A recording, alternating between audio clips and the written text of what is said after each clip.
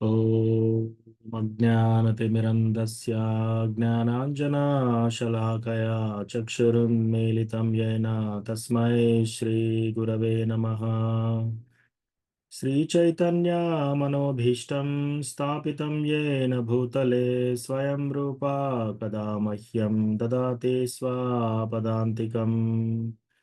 वन्देऽहं श्रीगुरो श्रीयुतापदकमलं श्रीगुरून् वैष्णवांश्च श्रीरूपं साग्रजातां सहगना रघुनाथान्वितं तं सजीवं साद्वैतं सावधूतं परिजनसहितं कृष्णचैतन्यदेवं श्रीराधा कृष्णपादान् सहगना ललिता श्रीविशाखान्वितांश्च। हे कृष्णा करुणा सिन्धो दीनबन्धो जगत्पते गोपेशा गोपिका कान्ता राधा कान्ता नमोऽस्तु ते। तप्त कांचना गौरांगी राधे वृंदावनेश्वरी वृषभानुसुते देवी प्रणमामि हरिप्रिये। वाञ्छाकल्पतरुभ्यश्च कृपा सिन्धुभ्य एव च पतितानां पावनेभ्यो वैष्णवेभ्यो नमो नमः। जय श्री कृष्ण चैतन्य प्रभु नित्यानंद श्री अद्वैता गदाधर श्रीवासादि गौरभक्त वृंदा। हरे कृष्णा कृष्णा कृष्णा हरे हरे हरे हरे राम राम हरे हरे। मत्समो नास्ति पापात्मा नपराधी च कश्चन परिहारेऽपि लज्जा मे किं ब्रुवे पुरुषोत्तमा। युवतीनां यथा यूनि यूनां च युवतौ यथा मनोभिरमते तद्वन्मनो मे रमतां त्वयि। भूमौ स्खलितपादानां भूमिरेवावलम्बनं त्वयि जाता अपराधानां त्वामेव शरणं प्रभो। गोविन्दवल्लभे राधे प्रार्थये त्वमहं सदा त्वदीयम् इति जानातु गोविन्दो मां त्वया सह। राधे वृन्दावनाधीशे करुणामृतवाहिनी कृपया निजपादाब्जा दास्यं मह्यं प्रदीयताम्। त्रिनादपि सुनिचेन तरोरपि सहिष्णुना मानिना मानदेन कीर्तनीय सदा हरिः। कथञ्चन स्मृते यस्मिन् दुष्करं सुकरं भवेत् विस्मृते विपरीतं स्यात् श्रीचैतन्यं नमामि तम्। संसारदुःखजलधौ प्रथितस्य कामा क्रोधादिनक्रमकरे कवलीकृतस्य दुर्वासना निगडितस्य निराश्रयस्य चैतन्यचन्द्र मम देहि पदावलम्बम्। चैतन्यचन्द्र मम देहि पदावलम्बम्। हरे कृष्ण। हरे कृष्ण सरल सत्यनारायण प्रणम प्रणाम। हरे कृष्ण माँ। हरे प्रणम कृष्ण జగన్నాథమ్మ హరే కృష్ణ. సో ఇప్పుడు మనం చేసినవి మంగళాచరణ ప్రేయర్స్. సో భగవద్గీతలో మనకు ఆల్రెడీ పుస్తకం ఉంది. భగవద్గీత చాలాసార్లు మనం విన్నాము. తర్వాత భగవద్గీత చదవడానికి ట్రై చేసినాము. అయితే ఇది సరిగ్గా మనకు అర్థం కావాలంటే మనకి కృప అనేది కావాలి. సో ఆ కృప గురించి ఈ మంగళాచరణ ప్రేయర్స్ అని చేశాము. సో ఈ మంగళాచరణ ప్రేయర్స్లో గురు మహారాజ్కి, గురువర్గకి, శ్రీల ప్రభుపాద్కి, ఆ తర్వాత చైతన్య మహాప్రభుకి, ఆ తర్వాత షడ్గోస్వాములకి, తర్వాత రాధా అండ్ కృష్ణ వీళ్ళందరికీ మనము ప్రార్థన చేస్తున్నాం అనమాట. ఎందుకంటే ఇది మనకు సరిగ్గా అర్థం కావాలని చెప్పేసి. మళ్ళీ ఇంకోటి, ఎవరైనా సరే భగవద్గీత ఎన్నిసార్లు చదివినా సరే అర్థం చేసుకోవడం చాలా కష్టం. ఎవరైనా కరెక్ట్ పరంపరలో భగవద్గీత ఫాలో అయ్యి డివోటీస్ ఆఫ్ కృష్ణ ఎవరైతే కృష్ణ భగవానుడి భక్తులు ఉంటారో వాళ్ళ దగ్గర వింటే అప్పుడే మనకు అర్థం అవుతుంది. అంతవరకు మనకు భగవద్గీత అర్థం కాదు. అది భగవద్గీత శ్లోకాలనే చెప్పారనమాట. భక్త్యామామ విజానాతి యావాన్యశ్చాస్మి తత్వతః. సో నేను భక్తులకు తప్ప ఇతరులకు నేను అర్థం కాను అని కృష్ణ భగవానుడు చెప్పాడు. అందుకే ఎవరైనా సరే ఇతరత్ర దేవతల భక్తులు వాళ్ళు భగవద్గీత చదివినా సరే వాళ్ళకి అర్థం కాదు. అందుకే మనం కృష్ణ భగవానుడి భక్తుల నుంచి భగవద్గీత నేర్చుకోవాలి. సో అది స్మాల్ ఇంట్రడక్షన్. సో ఈరోజు మనము క్లాసు ప్రారంభించే ముందు ఎవరికన్నా ఏమైనా ప్రశ్నలు ఉన్నాయా? ఏమైనా టాపిక్స్ డిస్కస్ చేయాలని ఉందా?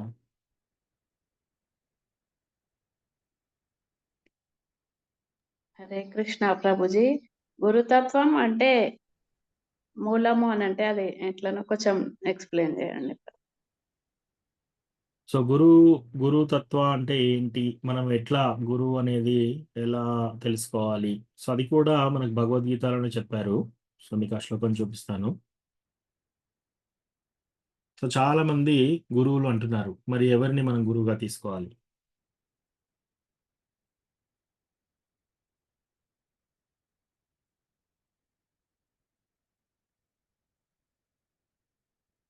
సో దాంట్లో 4వ చాప్టర్ 2వ శ్లోకంలో కృష్ణ భగవానుడు చెప్తున్నాడు అనమాట. ఏవం పరంపరా ప్రాప్తం ఇమం రాజర్షయో విదుః సకాలేన మహతా యోగ నష్ట పరంతప. ఏవం పరంపరా ప్రాప్తం, ఈ యొక్క జ్ఞానాన్ని మనము భక్తి కానీ లేకపోతే భగవద్గీత కానీ శ్రీమద్ భాగవతం కానీ ఇది ఎలా తెలుసుకోవాలంట? పరంపర నుంచి తెలుసుకోవాలి. అంటే గురు శిష్య పరంపర నుంచి. సో కృష్ణ భగవానుడు ఫస్ట్ బ్రహ్మదేవుడికి జ్ఞానం ఉపదేశించాడు. బ్రహ్మ ఆ తర్వాత నారదుడికి, నారదుడు వ్యాసదేవికి, అలా పరంపర అలా వస్తూ వస్తుంది అనమాట. అయితే ఇమం రాజర్షయో విదుః. ఆ, సో ఇవన్నీ రాజ ఋషులకు వీళ్ళందరికీ తెలుసుకున్నారు. సకాలైన మహత యోగ నష్ట పరంతప. ఇది ఏమైందంటే ఈ పరంపర బ్రేక్ అయిపోయింది. బ్రేక్ అయింది కాబట్టి అర్జున నీకు మళ్ళీ ఇది నేను చెప్తున్నాను అనమాట. సో అది మనము మెయిన్ ఈ యొక్క భగవద్గీత ఎప్పుడైనా సరే మనము ఆ, గురు శిక్ష పరంపర నుంచి మనం నేర్చుకోవాలన్నమాట. సో మీకు ఇంకొక శ్లోకం చెప్తాను. Advanced view.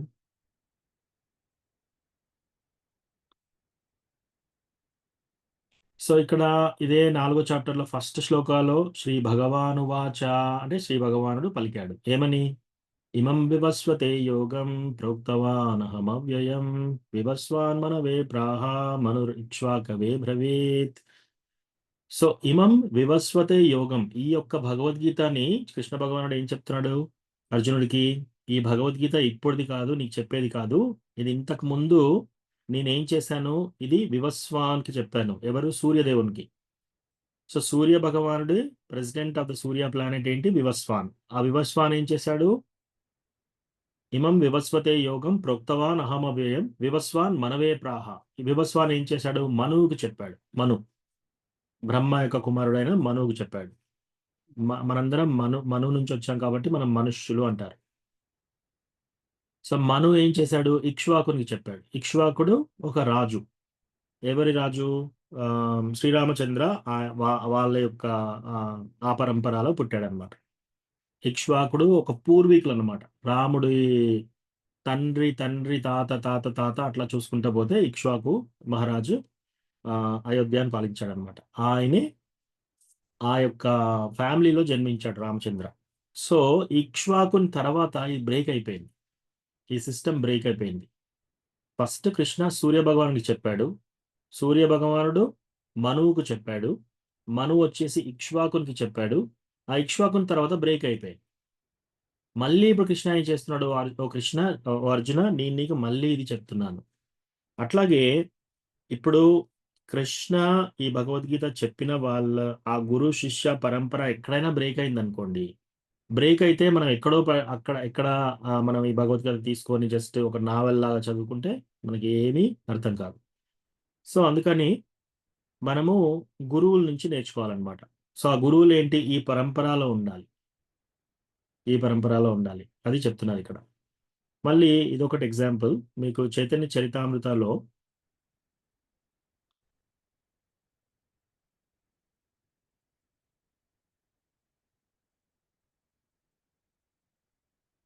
మనం ఈ ప్రేయర్స్ అన్ని చదివాం.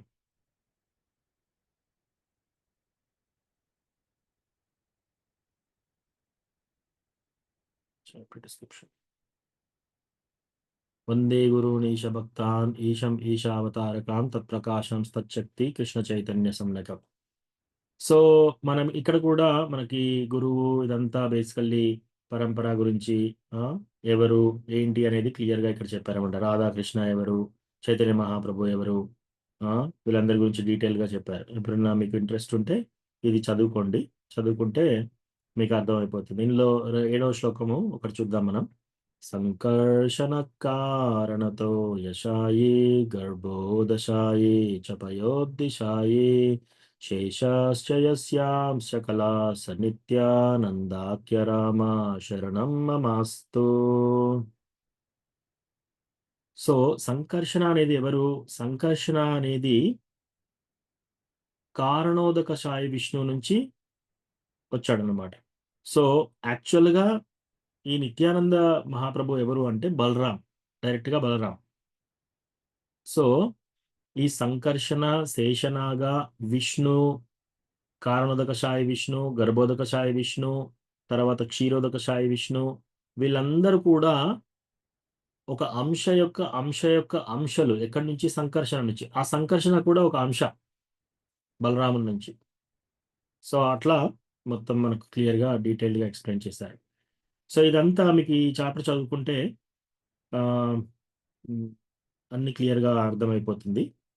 సో అట్లా మనకు గురు శిష్య పరంపర అనేది అది చూడాలన్నమాట.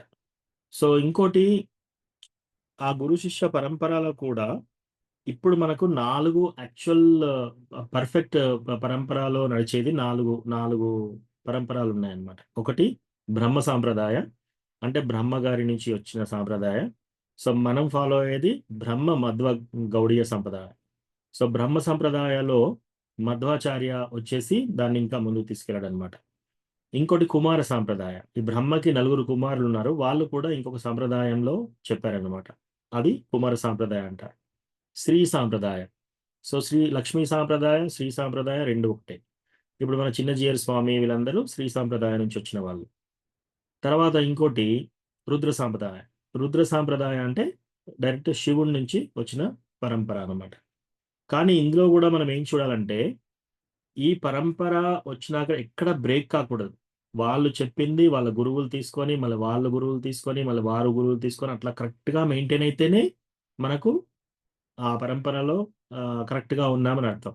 సపోజ్ 10 మంది గురువు అన్ని పర్ఫెక్ట్గా ఫాలో అయ్యి ఆ 10వ దగ్గర ఆగిపోయింది అనుకోండి, ఆగిపోయి మళ్ళీ ఎవరో ఎక్కడనో స్టార్ట్ చేశారు గురువు లేకుండా, అట్లా మనం తీసుకోవడానికి లేదు.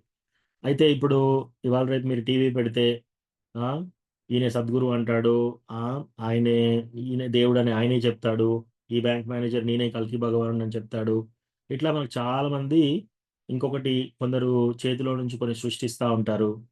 సో ఇట్లాంటి మ్యాజిక్ ట్రిక్స్ చేసి చాలా మంది జనాల్ని కన్ఫ్యూజ్ చేసి అందరినీ ఆకట్టుకుంటుంటారనమాట. సో ఇట్లా మనం మోసపోకూడదు. మెయిన్ థింగ్ మనం ఎలా చూడాలంటే వాళ్ళు కరెక్ట్ గురు పరంపరలో వస్తున్నారా లేదా, ఈ 4 సాంప్రదాయాల్లో ఉన్నారా. ఈ 4 సాంప్రదాయాలు లేకపోతే వాళ్ళ గురించి అసలు మనం వినవలసిన అవసరం లేదు, టైం వేస్ట్ చేసుకోవాల్సిన అవసరం లేదు. అట్లా వచ్చినా కూడా వాళ్ళు కరెక్ట్ గురువు దగ్గర దీక్ష తీసుకున్నారా. ఎవరైనా టీవీ ప్రోగ్రామ్ కానీ ఏదైనా అట్లాంటి ప్రోగ్రామ్ ఇచ్చినప్పుడు మీ గురువు ఎవరు అని అడగాలి. ఆ గురువు యొక్క గురువు ఎవరు? ఆ? నాకు గురువు ఎవరు లేరండి, నేనే గురువును డైరెక్ట్ అంటే అట్లా అన్నోళ్ళకి మూర్ఖ శిష్య ఉన్నట్టు అర్థం. నా గురువు ఎవరు లేరు, నేనే నా గురువు అన్నాను అనుకోండి, అంటే ఆయన శిష్యుడు ఆయనే కదా. సో అటువంటి వాళ్ళకు మూర్ఖులు శిష్యులు అన్నమాట. సో అట్లాంటి వాళ్ళ దగ్గర మనం వినకూడదు. సో ఇది గురు శిష్య పరంపర నుంచే క్లియర్గా వినాలి. సో అది సింపుల్గా అట్లా చూసుకోవచ్చు. ఓకేనా Jyoti Mataji? Prabhuji, okay Prabhu, thank you. Thank you Mataji. సత్వత్ జగ్వని మాతాజీ, ప్రభుజీ దండవత్ ప్రణామ్. దండం Prabhu. Hare Krishna. Do you know Telugu Prabhu? No, I don't. Okay. So this is exclusively Bhagavad Gita class in Telugu language, Prabhu. Yes, Prabhu, but yeah, it's transcendental vibration. I'm still willing to listen. Hari bol, Hari bol. So nice. Okay. Sure, Prabhuji. So ప్రభుజీకి యాక్చువల్గా తెలుగు రాదు, కానీ ఆయన ఏమన్నారంటే ఇది transcendental vibration, భగవంతుని యొక్క కథ కాబట్టి మన యొక్క ఆత్మకి అర్థమైపోతుంది. మనకు లాంగ్వేజ్ వచ్చినా రాకున్నా సరే మన యొక్క ఆత్మకి అర్థమైపోతుంది అని చెప్తున్నాడు ప్రభు. అది కరెక్ట్ యాక్చువల్లీ. ఎందుకంటే మనకు ఈ భగవంతుని తత్వాన్ని అర్థం చేసుకోవడానికి లాంగ్వేజ్ అవసరం లేదు. జస్ట్ ఆ కథ వింటే సరిపోతుందన్నమాట. మన సోల్ చాలా హ్యాపీగా అయిపోతుంది. మన హృదయం చాలా హ్యాపీగా అయిపోతుంది. ఓకే. ఇంకేమైనా ప్రశ్నలున్నాయా? ఎవరికన్నా? Hare Krishna Prabhuji. Yes Prabhu. Krishnamurthy Prabhu. 12th canto Bhagavatam Hmm. Chapter 9 text 413 లో చెప్తారు, చతుర్విధం. The word chaturvidham refers to 4 sources of birth or Hmm. conditioned source. One is embryo, one is eggs, one is seeds, and then perspiration. ఈ పర్స్పిరేషన్ కి ఏమో జంతువులు జీవులు వస్తుంది. పర్స్పిరేషన్. సో ప్రశ్న ఏంటంటే జీవరాశుల్లో 4 విధాలు. 4 రకాలుగా జీవరాశులు పుడతారనమాట. సో కొందరు ఏం చేస్తారు, గర్భం నుంచి ధారణ తీసుకొని పుడతారు. కొందరు సీడ్స్, గింజల ద్వారా. ఇప్పుడు చెట్లు ఏం చేస్తున్నారు, గింజలు వేస్తే మనకు చెట్లు పుడుతున్నాయి. కొన్ని ఎంబ్రియోస్ ద్వారా, కొన్ని ఎగ్స్, మరికొన్ని పర్స్పిరేషన్ అంటే చెమట ద్వారా. సో చెమట ద్వారా ఎలా వస్తుంది అని. ఇప్పుడు మీరు ఫంగస్ చూసారనుకోండి, ఫంగస్ ఎలా పుడుతుంది, చెమట ద్వారానే పుడుతుంది. ఫంగస్ లివింగ్ ఎంటిటీయా కాదా? Living entity. సో ఆ తేమ దాంతో పుట్టే జీవరాశులు పర్స్పిరేషన్. తేమ అంటే మాయిశ్చర్. మాయిశ్చర్ కు పర్స్పిరేషన్ చెమట ప్రభు. అచ్చా, తెలుసు. But he said perspiration, that moisture కు పర్స్పిరేషన్ వేరే వేరే అర్థం అవ్వలేదు. అంటే perspiration is always moist does not necessarily be perspiration. So ఇప్పుడు మనకు చెమట వచ్చిన చోట మనం ఎక్కువ క్లీన్ చేయలేదు అనుకోండి, అక్కడ ఫంగస్ డెవలప్ అయిపోతుంది. సో అట్లా ఆ వచ్చే జీవరాశులన్నీ పర్స్పిరేషన్ నుంచి వచ్చే జీవరాశులు అనమాట. Okay Prabhu, thank you.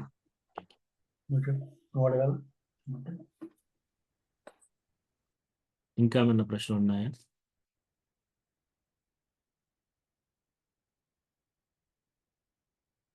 Okay, ప్రశ్నలు ఏం లేకపోతే మనము భగవద్గీత చదువుదాం. ఎప్పుడైనా ఎవరైనా ఏ ప్రశ్న ఉన్నా ఆపి అడగండి.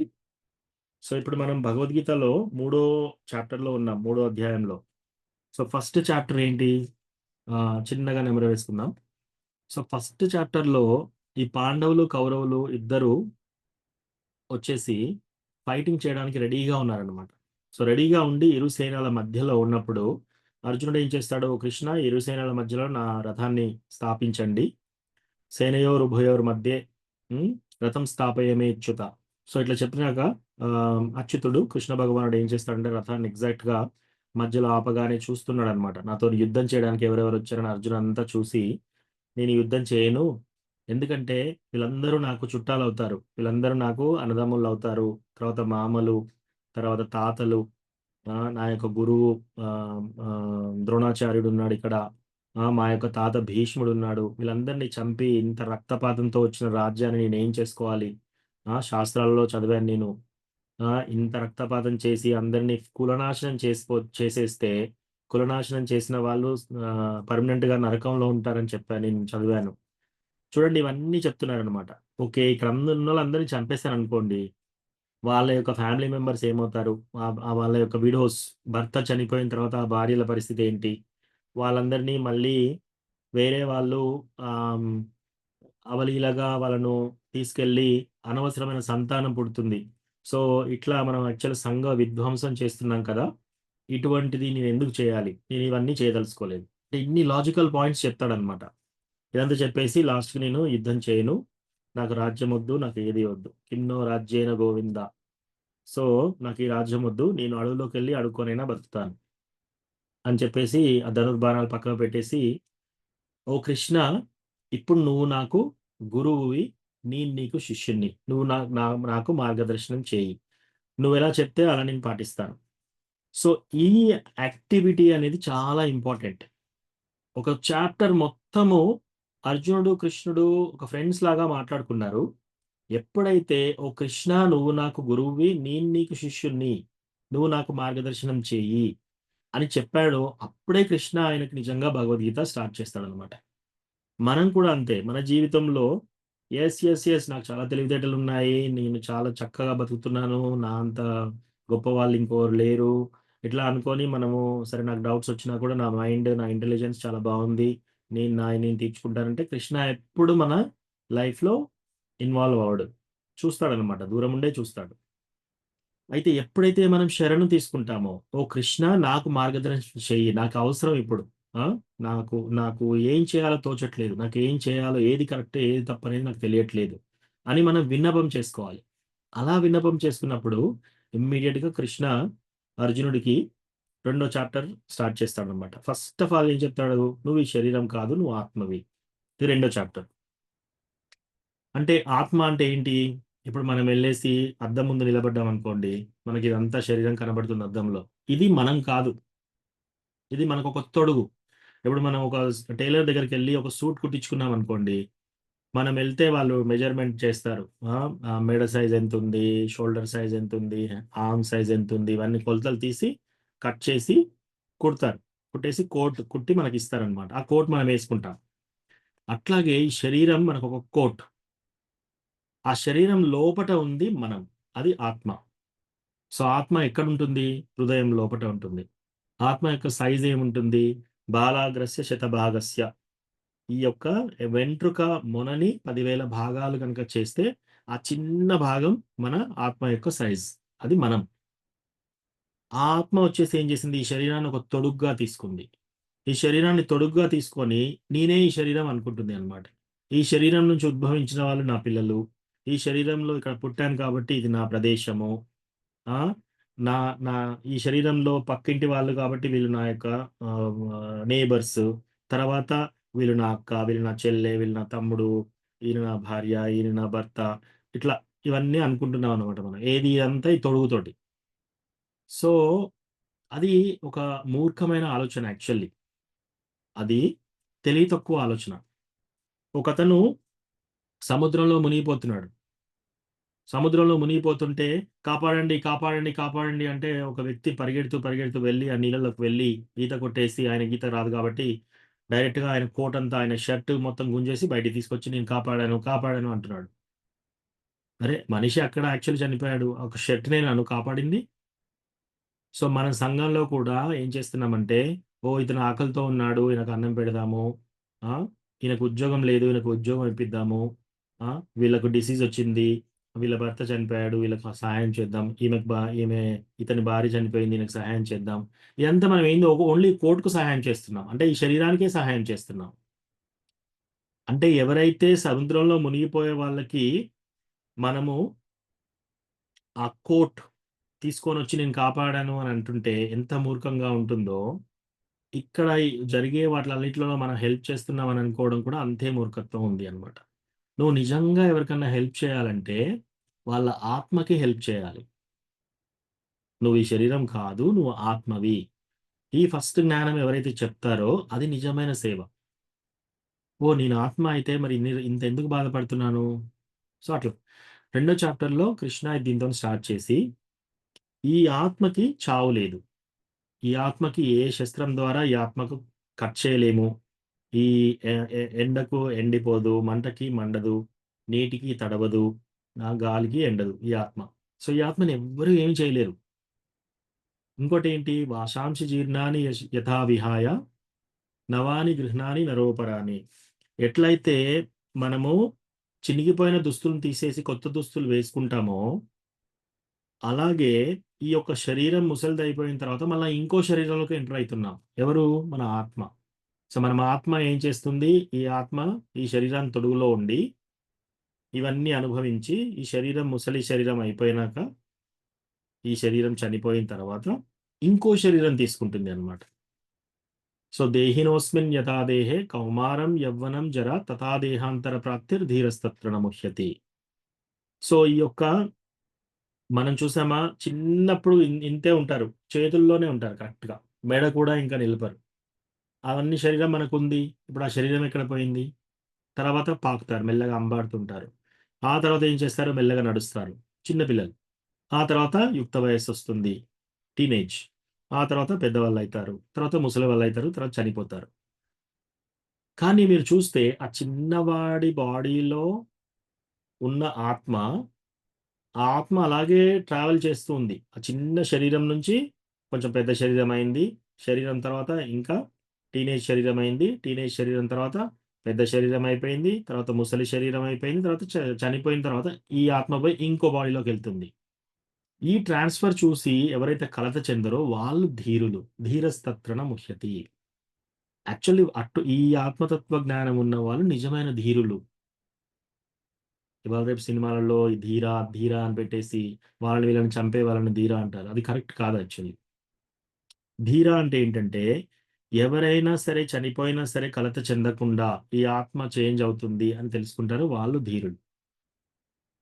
తర్వాత అవన్నీ చెప్తారనమాట. సో, మొత్తము సెకండ్ చాప్టర్‌లో ఆత్మ గురించి, నువ్వు ఈ శరీరం కాదు, నువ్వు ఆత్మవి. మూడో చాప్టర్‌లో ఇప్పుడు మనం చదివేది మూడో చాప్టర్. ఈ మూడో చాప్టర్‌లో కర్మయోగ. హ్మ్. సో, కర్మయోగ గురించి చెప్తారనమాట. దీంట్లో కర్మకాండ అంటే ఏంటంటే, ఫస్ట్ ఆఫ్ ఆల్ పశుత్వం. సో, పశువులేం చేస్తాయి? ఆహార, నిద్ర, భయ, మైథుని. ఈ 4 చేస్తూ ఉంటాయన్నమాట. ఆహారం తింటూ ఉంటాయి. నిద్ర, ప్రతి పశువు నిద్రపోతూ ఉంటుంది. ఆహారం తింటూ ఉంటుంది. భయంగా ఉంటుంది. ఎప్పుడు ఎవరొచ్చి నన్ను పట్టుకెళ్తారో, ఎప్పుడు చంపుతారో అని చెప్పేసి. ఇప్పుడు మీరు పక్షులకు కొన్ని ధాన్య గింజలేసారనుకోండి. ఆ పక్షి ఏం చేస్తుంది? తినుకుంటూ అటు ఇటు చూస్తుంది ఎవరన్నా వచ్చి నన్ను పట్టుకుంటారా అని. మీరు ఏ పశువుకైనా సరే, కుక్కకైనా, ఎవరికైనా గూడా మీరు కొంచెం ఫుడ్ పెట్టారనుకోండి, అది జాగ్రత్తగా తిని అటు ఇటు చూస్తుంది ఇంకెవరన్నా వస్తారా నన్ను పట్టుకుంటారని. ఆ భయం అనేది అందరికీ ఉంటుంది. ఆహార, నిద్ర, భయ, మైథుని. మైథుని అంటే స్త్రీ పురుష సాంగత్యం. పిల్లల్ని కనడం. పశువుల్లో ఉంది. సో, ఎవరైతే ఈ 4 చేస్తున్నారో మనుషులు, వాళ్ళు పశుత్వంలో ఉన్నట్టే. వాళ్ళు తింటున్నారు, వాళ్ళు పడుకుంటున్నారు, వాళ్ళు భయపడుతున్నారు. ఇంట్లో పడుకునేటప్పుడు లాకేసేసుకొని, తాళం వేసేసుకొని, ఎటైనా ఎళ్ళినప్పుడు తాళం వేసేసి, భయం. ఎందుకు ఎవరైనా వచ్చి ఏమైనా తీసుకెళ్తారో అని చెప్పేసి. కారు తాళం వేసుకొని, స్కూటర్ తాళం వేసుకొని, ఇట్లా లాకర్‌లో డబ్బులు పెట్టుకోవడం. ఇదంతా కొంచెం భయం వల్లే పెట్టుకుంటారు. ఆహార, భయ, నిద్ర, మైథుని. వీళ్ళు గూడా పిల్లల్ని కంటున్నారు. సో, ఇది పశుత్వం. దీనికంటే ఎవరైతే కర్మకాండ అంటే ఏంటంటే, వేదాలలో కొన్ని రూల్స్ అండ్ రెగ్యులేషన్, కొన్ని వ్రతాలు చెప్పారు. కొన్ని నియమాలు చెప్పారు. మీ వ్రతం చేయండి, మీరు బాగుపడతారు. మీకు ధనమొస్తుంది. మీకు అందమైన భార్యొస్తుంది. వ్రతం చేస్తే మీకు పిల్లలు పుడతారు. ఇట్లా రకరకాల వ్రతాలుంటాయి. ఈ వ్రతాలు ఎవరైతే చేసి వాళ్ళ లైఫ్‌ని ఇంప్రూవ్ చేసుకోవాలనుకుంటున్నారో, ఇదంతా కర్మకాండ. కర్మీస్ అంటారు వాళ్ళని. కర్మ అని ఎప్పుడైతే భగవంతునితో ముడిపట్టి మనం పనిచేస్తామో, అది కర్మయోగ అవుతుంది. కర్మయోగాలో 2 భాగాలు. ఒకటి స్వకామ కర్మయోగ, రెండోది నిష్కామ కర్మయోగ. స్వకామ కర్మయోగ అంటే ఏంటంటే, నేను ఈ కర్మయోగ చేస్తున్నాను, కానీ నాకేదో ఒక బెనిఫిట్ రావాలి. నేను సత్యనారాయణ వ్రతం చేసుకుంటాను, నాకు ఈ కోరిక తీరాలి. నేను ఈ టెంపుల్‌లో డొనేషన్ ఇస్తాను, నాకు ఈ కోరిక తీరాలి. అట్లా చేసేవాళ్ళు స్వకామ కర్మయోగాలో ఉన్నట్టు అర్థం. నిష్కామ కర్మయోగ. నిష్కామ కర్మయోగ అంటే వాళ్ళు పని చేస్తున్నారు, కానీ ఏమీ రిటర్న్ ఫేవర్ ఏమీ అడగట్లేదు. మళ్ళీ ఇంకేం కోరికలు అడగట్లేదనమాట. అది నిష్కామ కర్మయోగం. సో, ఇప్పుడు కర్మయోగ చాప్టర్‌లో ఉన్నాము. కర్మయోగ చాప్టర్‌లో మనం 28వ శ్లోకంలో ఉన్నాం. 328.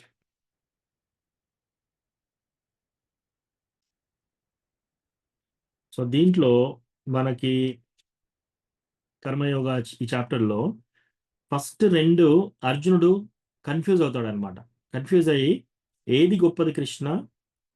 త్యాగం గొప్పదా? మనం పని చేయడం గొప్పదా? మనం అన్నీ వదిలేసి ఉండడం మేలా? లేకపోతే మనం పని చేయాలి, కర్మ చేయడం గొప్పదా? అప్పుడు కృష్ణ ఆన్సర్ చెప్తున్నాడనమాట. 3వ శ్లోకం నుంచి 9వ శ్లోకం వరకు. Nishkama karmayoga is better for Arjuna than jnanayoga. Okay. నీకు జ్ఞానయోగ కూడా ఉంది. కానీ నీ పరిస్థితిలో నిష్కామ కర్మయోగ బెస్ట్ అర్జున అని కృష్ణ చెప్తున్నాడనమాట. 10వ శ్లోకం నుంచి 16వ శ్లోకం వరకు కర్మకాండ టు కర్మయోగ. ఇప్పుడు కర్మకాండ అంటే వేదాలలో ఇంప్రూవ్‌మెంట్స్. వ్రతాలు చేసి ఇది అనుభవించాలి, అది అనుభవించాలి అనుకునే వాళ్ళు చేసేది. అది కర్మకాండ.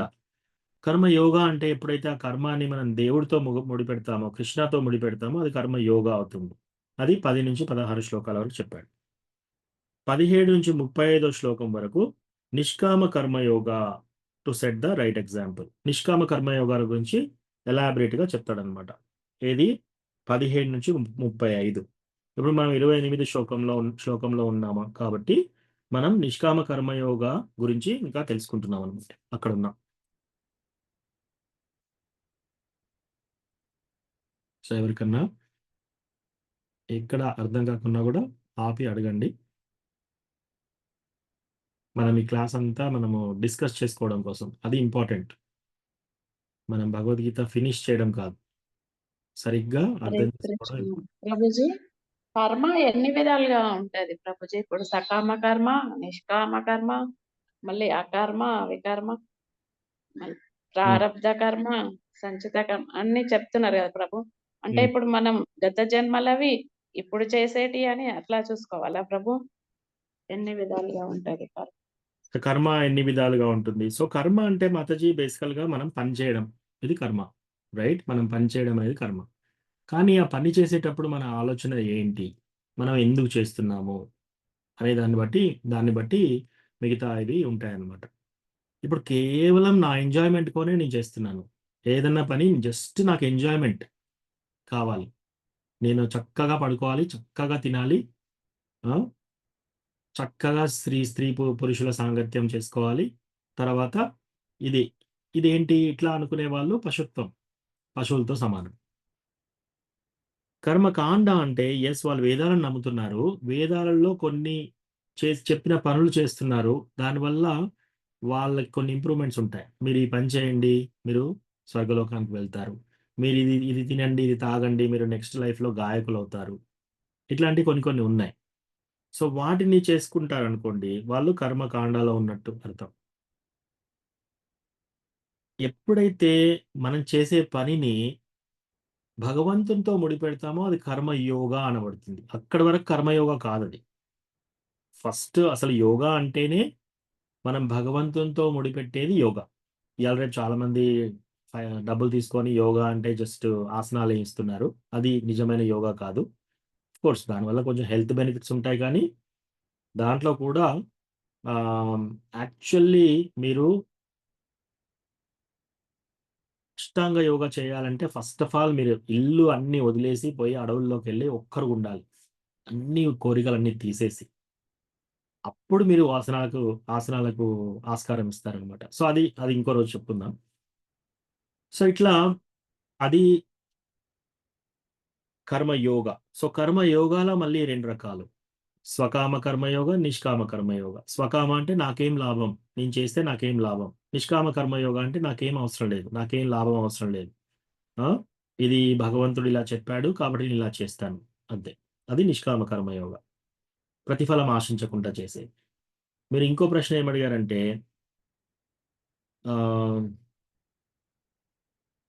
ప్రాయశ్చిత్తం ఏంటిది, బీజాకూట, ఇదివరకు చెప్పారు ప్రభుజీ అప్పుడు ప్రారబ్ధ కర్మ అని. ప్రారబ్ధ కర్మ, అప్రారబ్ధ కర్మ, ప్రారబ్ధ కర్మ. సో ఇది అంటే ఏంటి? సో ఒక చిన్నగా మనకు క్లియర్గా అర్థం కావాలి అంటే, కర్మ అనేది మనం ఏ పని చేసినా సరే మనకి ఒక రియాక్షన్ యాడ్ అయిపోతుంది. సో మీకు సింపుల్గా అర్థం కావాలంటే 2 బ్యాంక్ అకౌంట్లు తీసుకోండి. మీరు బ్యాంకులో ఎప్పుడు డబ్బు వేసినా సరే ఏమవుతుంది, రోజు 100 రూపాయలు వేస్తున్నారు, అది 1,00,000 రూపాయల వరకు వచ్చింది. రోజు 200 తీస్తున్నారు, 1,00,000 అంతా తీసేసుకున్నారు అనుకోండి, 0 అవుతుంది. మీరు బ్యాంకులో డబ్బులు వేయచ్చు, తీయచ్చు, ఎక్కడ 0 వరకు. 0 తర్వాత తీసుకోవడానికి వాళ్ళు ఇవ్వరు, ఇంకా మీ అకౌంట్లో అయిపోయినాయండి అంటారు. సో కర్మ అంటే మన కర్మ కూడా 2 బ్యాంక్ అకౌంట్లో ఉంటుంది. ఒకటి మంచి కర్మ, ఒకటి చెడు కర్మ. సో ఈ మంచి కర్మ, మనం ఏ మంచి కర్మ చేసినా సరే దాన్ని కర్మ అంటారు. మంచి కర్మ అంటేనే కర్మ. అంటే ఎవరికన్నా సహాయం చేశాం, ఒకరికి జాబ్ ఇప్పించాం, ఒకరికి పెళ్లి సంబంధం చూపించాం, ఒకరికి భోజనం పెట్టాం, మన కర్మలో యాడ్ అవుతుంది అనమాట. 200, 500, 1000 యూనిట్లు అలా పెరుగుతుంది ఈ అకౌంట్. చెడు కర్మ, ఒకరికి అబద్ధం చెప్పాం, ఒకరిని మోసం చేశాం, ఒకరి డబ్బులు ఇచ్చేసి తీసుకొని మళ్ళీ మనకు వాళ్ళకి ఇవ్వలేదు, ఒకరిని కొట్టాము, ఒకరిని తిట్టాము. సో ఇట్లా ఇదంతా చెడు కర్మ. చెడు కర్మ అంటే వికర్మ. మంచి కర్మ అంటే కర్మ, చెడు కర్మ అంటే వికర్మ. మనం వికర్మ చేసినప్పుడల్లా ఈ అకౌంట్ పెరుగుతుంది. ఈ 2 అకౌంట్లు తేడా సపరేట్‌గా ఉంటాయి. మనము ఈ 2 అకౌంట్లు జీరో చేసే వరకు మళ్ళీ జన్మలు ఎత్తుతూ ఉండాలి. సో మనం సపోజ్ 100 జన్మల కింద ఒక పెద్ద పాపం చేశామనుకోండి, ఆ పాపాన్ని అనుభవించడం కోసం మళ్ళీ మనం జన్మలు ఎత్తాల్సి ఉంటుంది. ఈ జన్మ ఎత్తిన తర్వాత మనకి ఈ రెండిటిని ఏమంటారంటే అప్రారబ్ధ కర్మ అంటారు. అంటే ఇంకా అది అకౌంట్‌లోనే ఉంది. అందులోకించి బయటికి తీయలేదు. సో మనం జన్మించాం. మనం జన్మించిన తర్వాత మన వయస్సు 5 సంవత్సరాలు, 10 సంవత్సరాలు. మనకు కరెక్ట్‌గా 35 సంవత్సరాలకి డయాబెటిస్ రావాలి. సో ఇక్కడ ఈ చెడు కర్మలో ఉంది. కరెక్ట్ 35 సంవత్సరాలకి ఏమవుతుంది?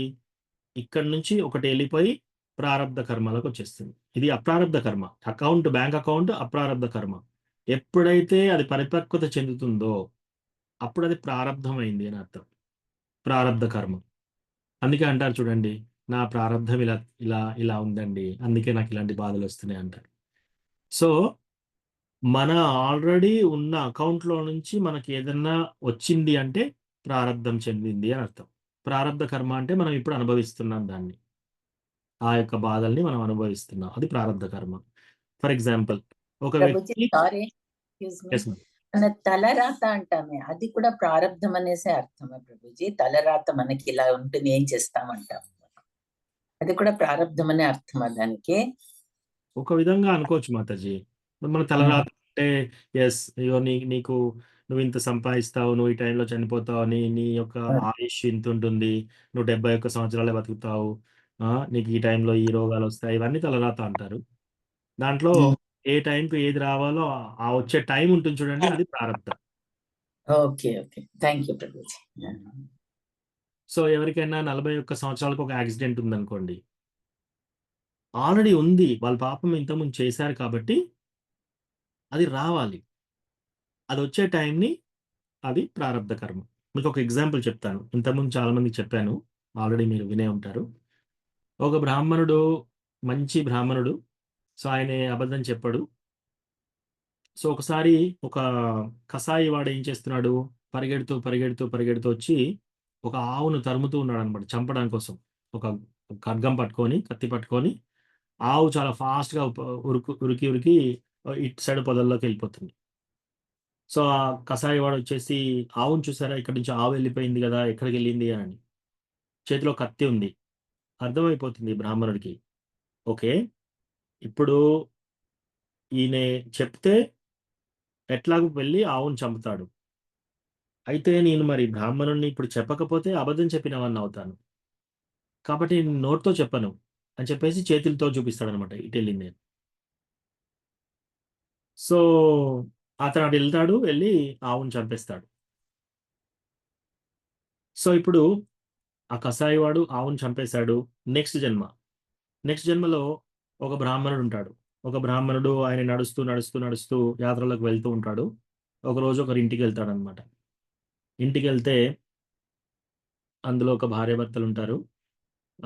భార్యాభర్తలుండి, ఇంతకుముందు యాక్చువల్‌గా ఎవరైనా సరే మీరు ఊర్లలోకెళ్తే ఇంటి ముందు అరుగులుంటాయన్నమాట.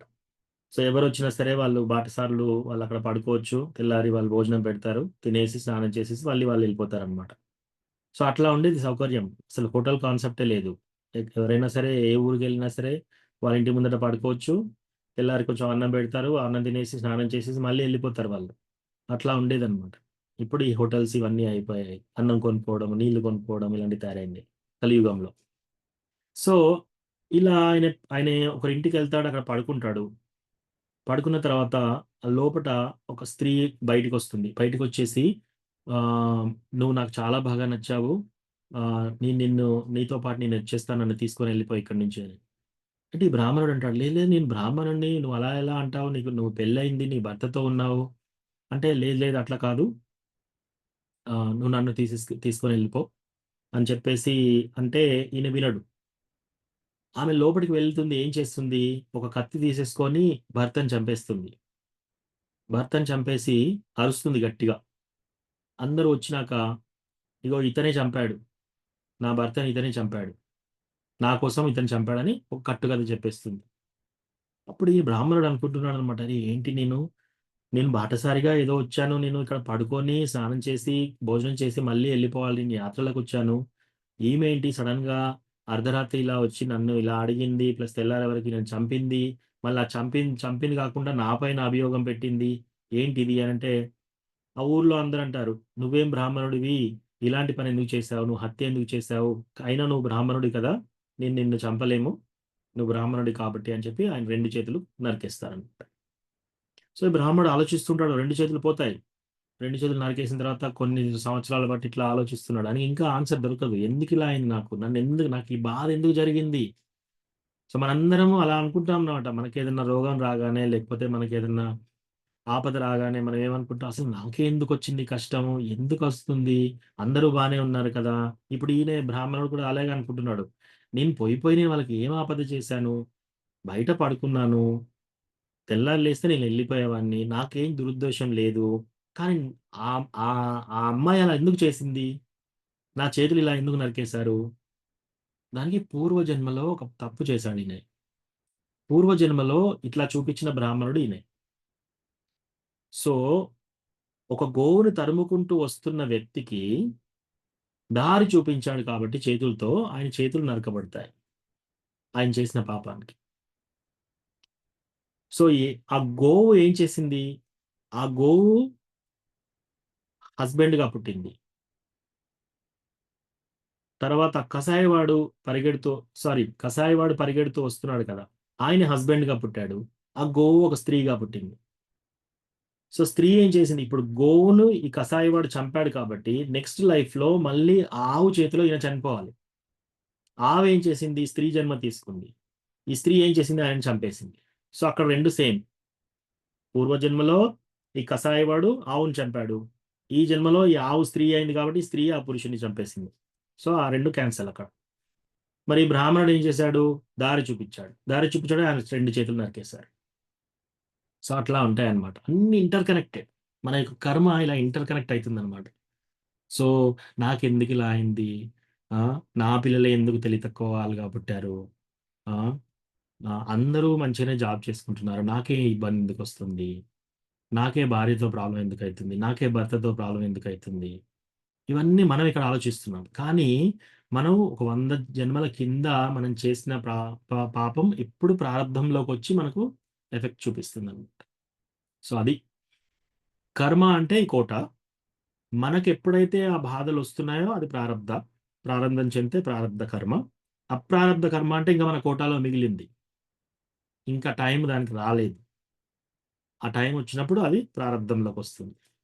సో అది అప్రారంధ కర్మ, ప్రారంధ కర్మ. ఓకేనా మాతాజీ? ప్రభుజీ. ఓకే. ఇంకెవరికన్నా ఏమైనా ప్రశ్నలు ఉన్నాయా? సో అందుకే మనము ఇవన్నీ ఇంటర్ కనెక్టెడ్ అనమాట. మనం చేసే ప్రతి మంచికి మళ్ళీ మనం అనుభవించాలి, పుట్టాలి. మనం చేసే ప్రతి చెడుకి మళ్ళీ మనం అనుభవించాలి. ఓకే ప్రభుజీ, ఇది బాగానే ఉంది, 2 అకౌంట్లు ఉన్నాయి, నాకు ఈ అకౌంట్ గొడవ వద్దు, నేను ఎప్పుడు మంచి చేస్తాను. ఓకే, మీరు ఎప్పుడు మంచి చేసినా సరే మళ్ళీ జన్మ ఎత్తాలి. ఎందుకంటే మీరు మంచి చేశారు కదా, దాన్ని అనుభవించడానికి మళ్ళీ ఎత్తాలి. అయితే తెలివి వాళ్ళు ఏం చేసుకుంటారంటే, తెలివైన వాళ్ళు అసలు నేను ఈ జన్మ మృత్యు జర వ్యాధి ఈ యొక్క జన్మ లేకుండా నేను చూసుకుంటాను. అందుకే మనం కృష్ణ భక్తిలోకి రావాలన్నమాట. కృష్ణ భక్తిలోకి వస్తే పునర్జన్మ న విద్యతే, మళ్ళీ పునర్జన్మ లేకుండా చేసే ప్రయత్నం మనం చేయాలన్నమాట. సో అట్లా దాన్ని మోక్షం అంటారు. సరే, మనం మోక్షం కంటే ఇంకా ఎక్కువగా మనం కృష్ణ భగవానుని భక్తియుత సేవలో ఉన్నప్పుడు మోక్షాన్ని కూడా దాటి వెళ్తారనమాట. సో అది భక్తియుత సేవ. ఓకే, సో ఎవరైనా ప్రశ్నలు ఉంటే ఆపి అడగండి, లేకపోతే 28వ శ్లోకం వెళ్దాం.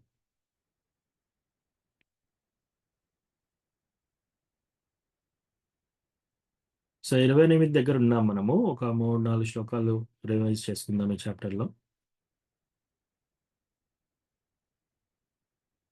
24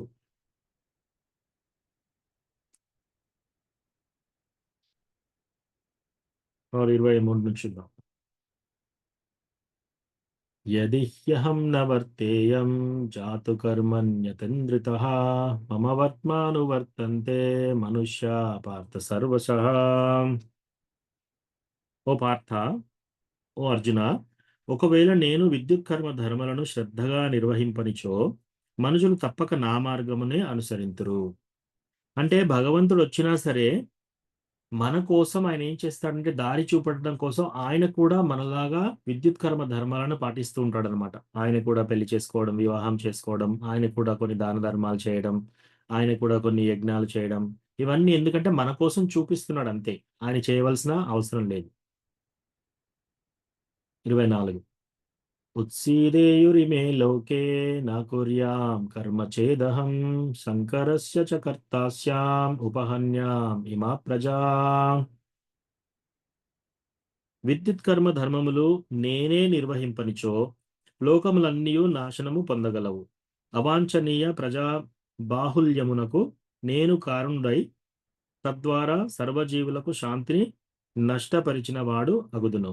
సో ఎప్పుడైతే కృష్ణ వచ్చినప్పుడు కృష్ణ ఇటువంటి పనులు చేయలేదనుకో, సాధారణ వ్యక్తులు చేసే పనులు చేయలేదనుకో, అందరూ ఏం చేస్తారు, ఓ ఆ పలాని వ్యక్తి అలాగే చేశాడు కదా, నేను చేయాల్సిన అవసరం ఏంది అని చెప్పి అట్లా ఫాలో అవుతుంటారు అనమాట. కాబట్టి నేనే కనుక ఈ విద్యుత్ కర్మ ధర్మాలను నిర్వహించకపోతే లోకాలన్నీ నాశనం అవుతాయి.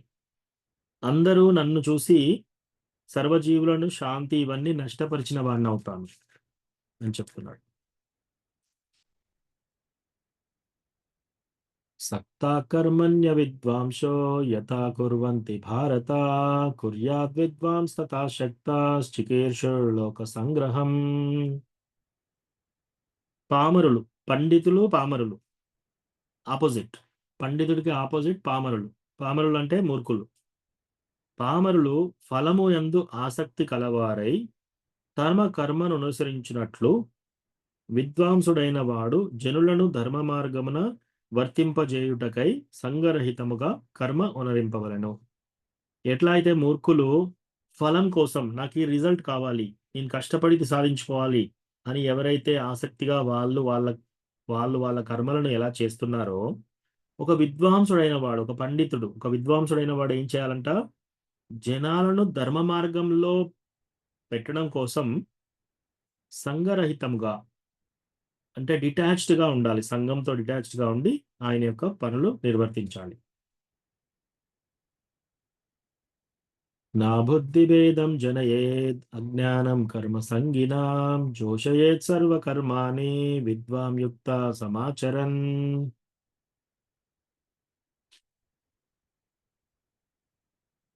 విద్యుత్ కర్మపు ఫలముల ఎడ ఆసక్తిని కలిగిన పామరుల మనస్సు కలతపడని రీతిగా విద్వాంసుడు వారిని కర్మయందు నిగ్రహింపరాదు. అందుకు భిన్నముగా అతడు భక్తి భావముతో కర్మను నిర్వహించుచు కృష్ణ భక్తి వృద్ధి యగుటకు వారిని వివిధ కర్మల యందు నియుక్తులు చేయవలను. ఇక్కడ ఏం చెప్తున్నారంటే, మనం ఎవరైనా ఫస్ట్ టైం డివోషనల్ సర్వీస్కి వచ్చినప్పుడు నువ్వు అన్నీ వదిలేసేసేయి, ప్లస్ అన్ని హై ఫిలాసఫీ చెప్పేసి వాళ్ళని కన్ఫ్యూజ్ చేయకుండా మనం ఏం చేయాలట, కృష్ణ భక్తి వృద్ధి అగుటకు వారిని వివిధ కర్మల యందు నియుక్తులు చేయాలి. వాళ్ళని వివిధ పనులలో నియుక్తి చేయాలన్నమాట. మనం ఎవరైనా వచ్చినప్పుడు ఫస్ట్ టైం ఇమ్మీడియట్గా మీరు 16 రౌండ్లు చాంటింగ్ చేయండి, మీరు ఇది మానేయండి, అది మానేయండి, ఇవన్నీ చెప్పొద్దు. మనం వాళ్ళని ఏం చేయాలి, ముందు తీసుకొచ్చి, ఇంకా వాళ్ళు ఆ స్టేజ్లో లేరు, వాళ్ళని ఏం చేయాలంటే, నువ్వు ఈ పని చేయి, ఈ చిన్న చిన్న పనులు చేయి. ఇప్పుడు మనకు కూడా చాలా మంది ప్రశ్న అడుగుతారనమాట, ప్రభుజీ, మాతాజీ, నాకు మా ఇంట్లో మా కొడుకు సరిగా వినట్లేదు, డివోటీ ఇంకా కాలేదు, మా హస్బెండ్ వినట్లేదు, మా వైఫ్ వినట్లేదు, చాంటింగ్ చేయట్లేరు. సో అట్లా ఎవరైనా ఉన్నప్పుడు మనం ఏం చేయాలి, వాళ్ళని ఎక్కువ కలత పెట్టకూడదు. ఆ విషయంలో మనం ఏం చేయాలంటే, వాళ్ళను ఏదన్నా ఒక డివోషనల్ సర్వీస్లో నియుక్తుల్ని చేయాలి. అంటే ఎవరైనా డివోటీస్కి వచ్చినప్పుడు, ఇంటికి వచ్చినప్పుడు విస్తార్లు వేయమని కానీ, వాటర్ ఇవ్వమని కానీ, వడ్డించడం కానీ, కుకింగ్ చేయడం కానీ, ఎవరన్నా డివోటీస్‌ని డ్రాప్ చేసి రమ్మని, అట్లా చిన్న చిన్న పనులు. మార్కెట్‌కెళ్ళి కూరగాయలు తీసుకొచ్చి, అవి భక్తులకి ప్రసాదం వండడానికి అట్లా ఉపయోగించాలి. ఏదో ఒక చిన్న చిన్న పనులలో పెట్టాలి వాళ్ళని. అట్లా మెల్లమెల్లగా వాళ్ళు క్రమక్రమంగా డివోషనల్ సర్వీస్‌కొస్తారనమాట.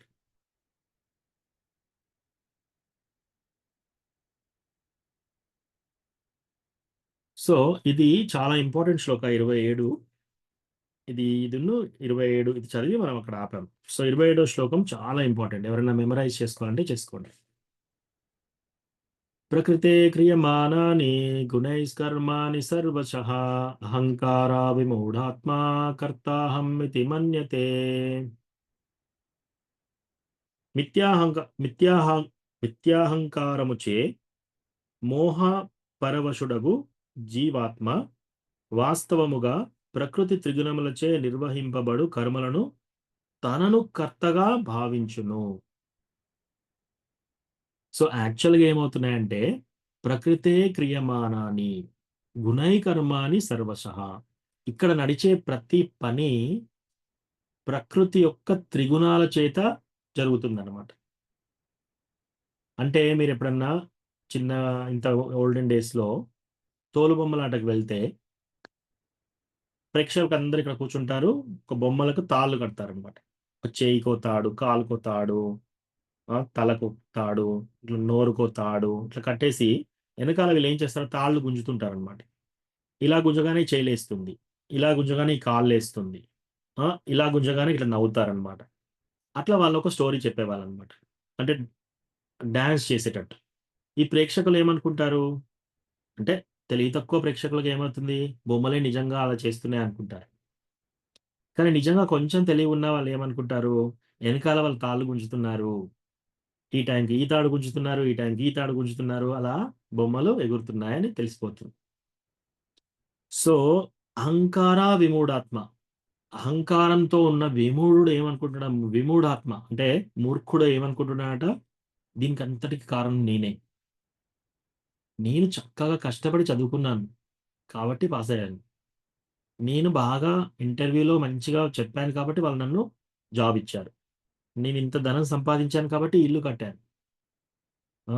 నాకు ఇంత తెలివితేటలు ఉన్నాయి కాబట్టి నేను ఈ ఇల్లు కట్టాను. ఇంత పెద్ద సంస్థను రన్ చేస్తున్నాను. నేను టీచర్‌ని, నేను యాక్టర్‌ని, నేను డాక్టర్‌ని, నేను ఇంజినీర్‌ని, నేను తండ్రిని, నేను తల్లిని. నేను ఇంత చక్కగా వంటకాలు చేయగలుగుతాను. నా తెలివితేటలతో నేను ఈ వంట చేయగలుగుతాను. నేను పచ్చళ్ళు కూడా పెట్టగలుగుతాను. నేను వంట చేస్తే ఎప్పుడు రుచిగా వస్తుంది. అహంకార విమూఢాత్మ కర్తాహం ఇతి మన్యతే. ఈ అహంకారంతో ఉన్న ఈ విమూఢాత్మ ఏమనుకుంటున్నాడు? ఇదంతా నా వల్లే జరుగుతుంది అనుకుంటున్నాడు. కానీ జరిగేది దేనివల్ల? ప్రకృతే క్రియమానాని గుణైకర్మాణి సర్వశః. ఇదంతా ప్రకృతి త్రిగుణాల చేత జరుగుతుందన్నమాట. నీ యొక్క పూర్వజన్మలో నువ్వు చేసిన పుణ్యము, నువ్వు చేసిన పాపం ద్వారా ఈ జన్మలో నీకు ఐదర్ పురుషుడిగా లేకపోతే స్త్రీగా ఒక జన్మ వచ్చింది. నువ్వు చేసిన పుణ్యం ద్వారా నీకు అందం వచ్చింది. నువ్వు చేసిన పుణ్యం ద్వారా నీకు తెలివి వచ్చింది. నువ్వు చేసిన పుణ్యం ద్వారా ఇంతకుముందు నీకు ఉద్యోగం వచ్చింది. ప్రకృతి త్రిగుణాలు సత్వగుణం, రజోగుణం, తమోగుణం. ఈ 3 రకాల గుణాలు. సత్వగుణంలో మంచి పనులు చేయాలి, వీళ్ళకి హెల్ప్ చేయాలి, వాళ్ళకి హెల్ప్ చేయాలి, వేదాలు చదువుకోవాలి, గుళ్ళోకెళ్ళాలి అంతా సత్వగుణ యాక్టివిటీస్. రజోగుణం యాక్టివిటీస్. రజోగుణ అంటే ఏంటి? నేను ఇది సాధించాలి, నేను 10 బిల్డింగ్స్ కొనాలి, 10 ప్లాట్లు కొనాలి, నేను విదేశాలకెళ్ళాలి, నేను డబ్బు సంపాదించాలి, నేను చాలా పాపులర్ అయిపోవాలి. తమోగుణం. తమోగుణ యాక్టివిటీ ఏంటి? నేను మందు తాగాలి, మాంసాహారం తినాలి, పడుకోవాలి, బద్ధకం ఇవన్నీ తమోగుణ యాక్టివిటీస్. సో, ఈ ప్రకృతి త్రిగుణాలచే ఈ యొక్క 3 గుణాలు సత్వగుణం, రజోగుణం, తమోగుణం వీటి ద్వారా ఈ చక్రంలో పడిపోయి ఈ పనులన్నీ జరుగుతున్నాయన్నమాట. అహంకార విమూఢాత్మ ఏమనుకుంటున్నాడు? నేను దీనికంతటికి కారణం అని అనుకుంటున్నాను అన్నమాట. సో, మనము దీనికి కారణం కాదు. మీకు ఇంకొక చెప్తాను ప్రూఫ్. అధిష్టానం తథా కర్త కరణం చ పృథగ్విధాం. వేదాబేస్ 18.14.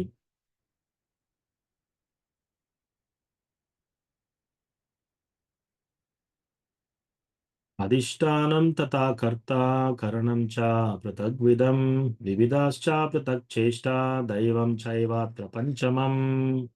దైవం చైవాత్ర పంచమం. మనం ఏ పని సాధించాలన్నా సరే ఈ 5 కావాలి. ఏంటది? అధిష్టానం మన యొక్క బాడీ. మనకి బాడీ లేకపోతే మనం ఏం పని చేయలేం. అంటే మన శరీరం. తర్వాత రెండోది మన యొక్క ఇంద్రియాలు, మన కళ్ళు, మన యొక్క నోరు, మన యొక్క చేతులు, కాళ్ళు, ప్లస్ నాలుక, స్కిన్, ఇంద్రియాలు, పంచేంద్రియాలు అవన్నీ. సో మన యొక్క శరీరము, మన యొక్క ఇంద్రియాలు, మనం అంటే ఎవరు? మన ఆత్మ. అంటే ఆత్మ మనం. 3. నాలుగోది వివిధాశ్చ పృథక్ చేష్ట, అంటే మన ప్రణాళిక, మనం చేసే కష్టం, మనం చేసే ప్లాన్, మనం చదువుకునే చదువు, మనం కష్టపడే కష్టం, ఇవన్నీ ఒకటి. దైవం చైవాత్ర పంచమం. 5వది ఏంటి? Super soul. 5వది ఏంటట?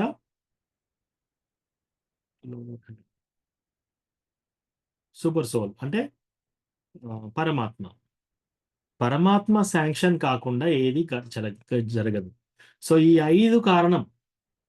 అందరూ ఏమనుకుంటారు? నేనే చేస్తున్నాను, ఈ యొక్క పలుకుబడికి నేనే కారణం, నాకు సంఘంలో ఈ పేరుకు నేనే కారణం, నా తెలివితేటలు, నేను చదువుకున్నాను, నా యొక్క చాతుర్ధ్యం, నా యొక్క సామర్థ్యం, ఇవన్నీ అనుకుంటున్నారు. కాదు, 5 కారణాలు.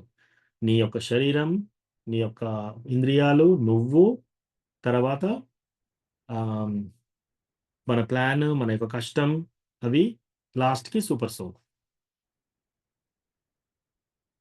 సో అట్లా ఇక్కడ ప్రకృతే క్రియమాణాని గుణే కర్మాని సర్వశః అహంకార విమూఢాత్మ కర్తాహమితి మన్యతే. అందుకే మనం ఏది సాధించినా సరే అందులో మనం గొప్ప చెప్పుకోవాల్సిన అవసరం ఏమీ లేదు అక్కడ. ఎందుకంటే అక్కడ దేవుడి శాంక్షన్ లేకపోతే అది ఏమీ జరగదు అక్కడ. ఎస్, మనం కష్టపడ్డాము, కానీ అది కష్టపడ్డా కూడా కొందరికి పనులు కావు. సో అట్లా అనమాట. ఇక్కడ వరకు చదివాం. ఓకే, ఎవరికైనా ఏమైనా ప్రశ్నలు ఉన్నాయా ఇక్కడ వరకు? ఓకే, విజయ్ రఘునాథ్ ప్రభు మీరు చదువుతారా? 28వ శ్లోకం. తత్వవిత్తు మహాబాహో తత్వవిత్తు మహాబాహో గుణకర్మ విభాగయో గుణకర్మ విభాగయో గుణాగుణేషు వర్తంత గుణగుణేషు వర్తంత ఇతి మత్వా న సజ్జతే. మత్వాన సజ్జతే. One who is in knowledge of the absolute truth, O mighty armed, does not engage himself in the senses and sense gratification, knowing well the difference between work in devotion and work for fruitive results. చదవండి ప్రభు. ఓ మహాబాహో, పరతత్వ జ్ఞానంలో ఉన్నవాడు భక్తియుత కర్మకు కామ్య కర్మకు ఉన్నట్టి భేదాలను చక్కగా తెలుసుకొని ఇంద్రియాలలోను ఇంద్రియ భోగంలోను నెలకొన్నాడు. థ్యాంక్ యూ ప్రభు వారికి. Thank you Prabhu. సో ఇక్కడ ఏం చెప్తున్నారు? ఓ మహాబాహో, ఓ చాలా మహాబాహో అంటే చాలా బలవంతుడా. ఓ అర్జున, ఓ బలవంతుడా. పరతత్వ జ్ఞానం అంటే ఏంటి? Transcendental knowledge of the absolute truth. అంటే ఈ యొక్క భగవంతుని తత్వం తెలిసిన వాళ్ళు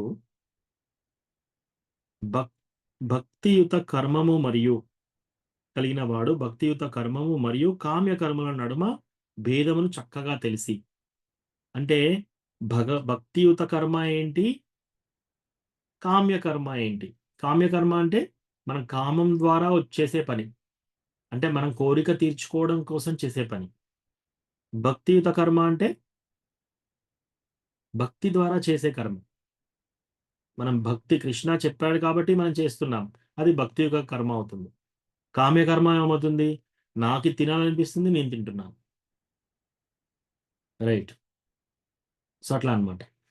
సో ఇక్కడ ఏం చెప్తున్నారంటే, ఎవరైనా ఈ యొక్క పరతత్వ జ్ఞానము, కృష్ణ భగవానుని యొక్క నాలెడ్జ్ ఎవరికైతే తెలుసో, వాళ్ళు ఈ రెండిటికి భేదాలు చెప్పగలుగుతారంట. భక్తియుత కర్మ అంటే ఏంటి, కామ్య కర్మ అంటే ఏంటి చక్కగా తెలిసి, ఇంద్రియములను మరియు ఇంద్రియ భోగముల యందు ఆసక్తిని కాంకుండును. సో వాళ్ళు ఏం చేస్తారంటే, ఎవరైతే ఈ యొక్క భక్తియుత జ్ఞానం తెలిసిన వాళ్ళు, ఈ యొక్క పరతత్వ జ్ఞానము అంటే కృష్ణ ఎవరు, భగవంతుడు ఎవరు, మనకు భగవంతునికి ఉన్న సంబంధం ఏంటి, ఇది తెలిసిన వాళ్ళట ఈ రెండిటికి భేదం చాలా ఈజీగా చెప్తారంట. నేను కొన్ని ఎగ్జాంపుల్స్, ఉదాహరణలు చెప్తాను మీకు. కొందరు ఏం చేస్తున్నారంటే, ఇస్కాన్ టెంపుల్ నుంచి డివోటీస్ని పిలిచారు, కొందరు చుట్టాలని పిలిచారు. వాళ్ళ ఇంట్లో ఒక కీర్తన పెట్టారు. కీర్తన పెట్టేసి నలుగురికి భోజనాలు పెడుతున్నారు. వాళ్ళు ఇల్లు కొనుక్కున్నారు. ఇల్లు కొనేసి వాళ్ళు ఏం చేస్తున్నారు, బంధుమిత్రులను నలుగురిని పిలిచారు. వాళ్ళు ఒక 20 మంది ఫ్యామిలీస్ని పిలిచి భోజనం పెడుతున్నారు. వాళ్ళు ఏం చేశారు, ఫస్ట్ కూరగాయలు తీసుకొచ్చారు, వంటలు చేశారు. వంటలు చేసిన తర్వాత కృష్ణకు ఆఫర్ చేశారు. కృష్ణకు ఆఫర్ చేసి ఆ ప్రసాదాన్ని అందరికీ పెడుతున్నారు, వెజిటేరియన్ ఫుడ్. ఇంకొక ఇంటి పక్కన ఏం చేశాడంటే, ఆయన ఒక ఇల్లు కొనుక్కున్నాడు. ఆయనే ఒక 20 మంది ఫ్యామిలీస్ని పిలిచాడు.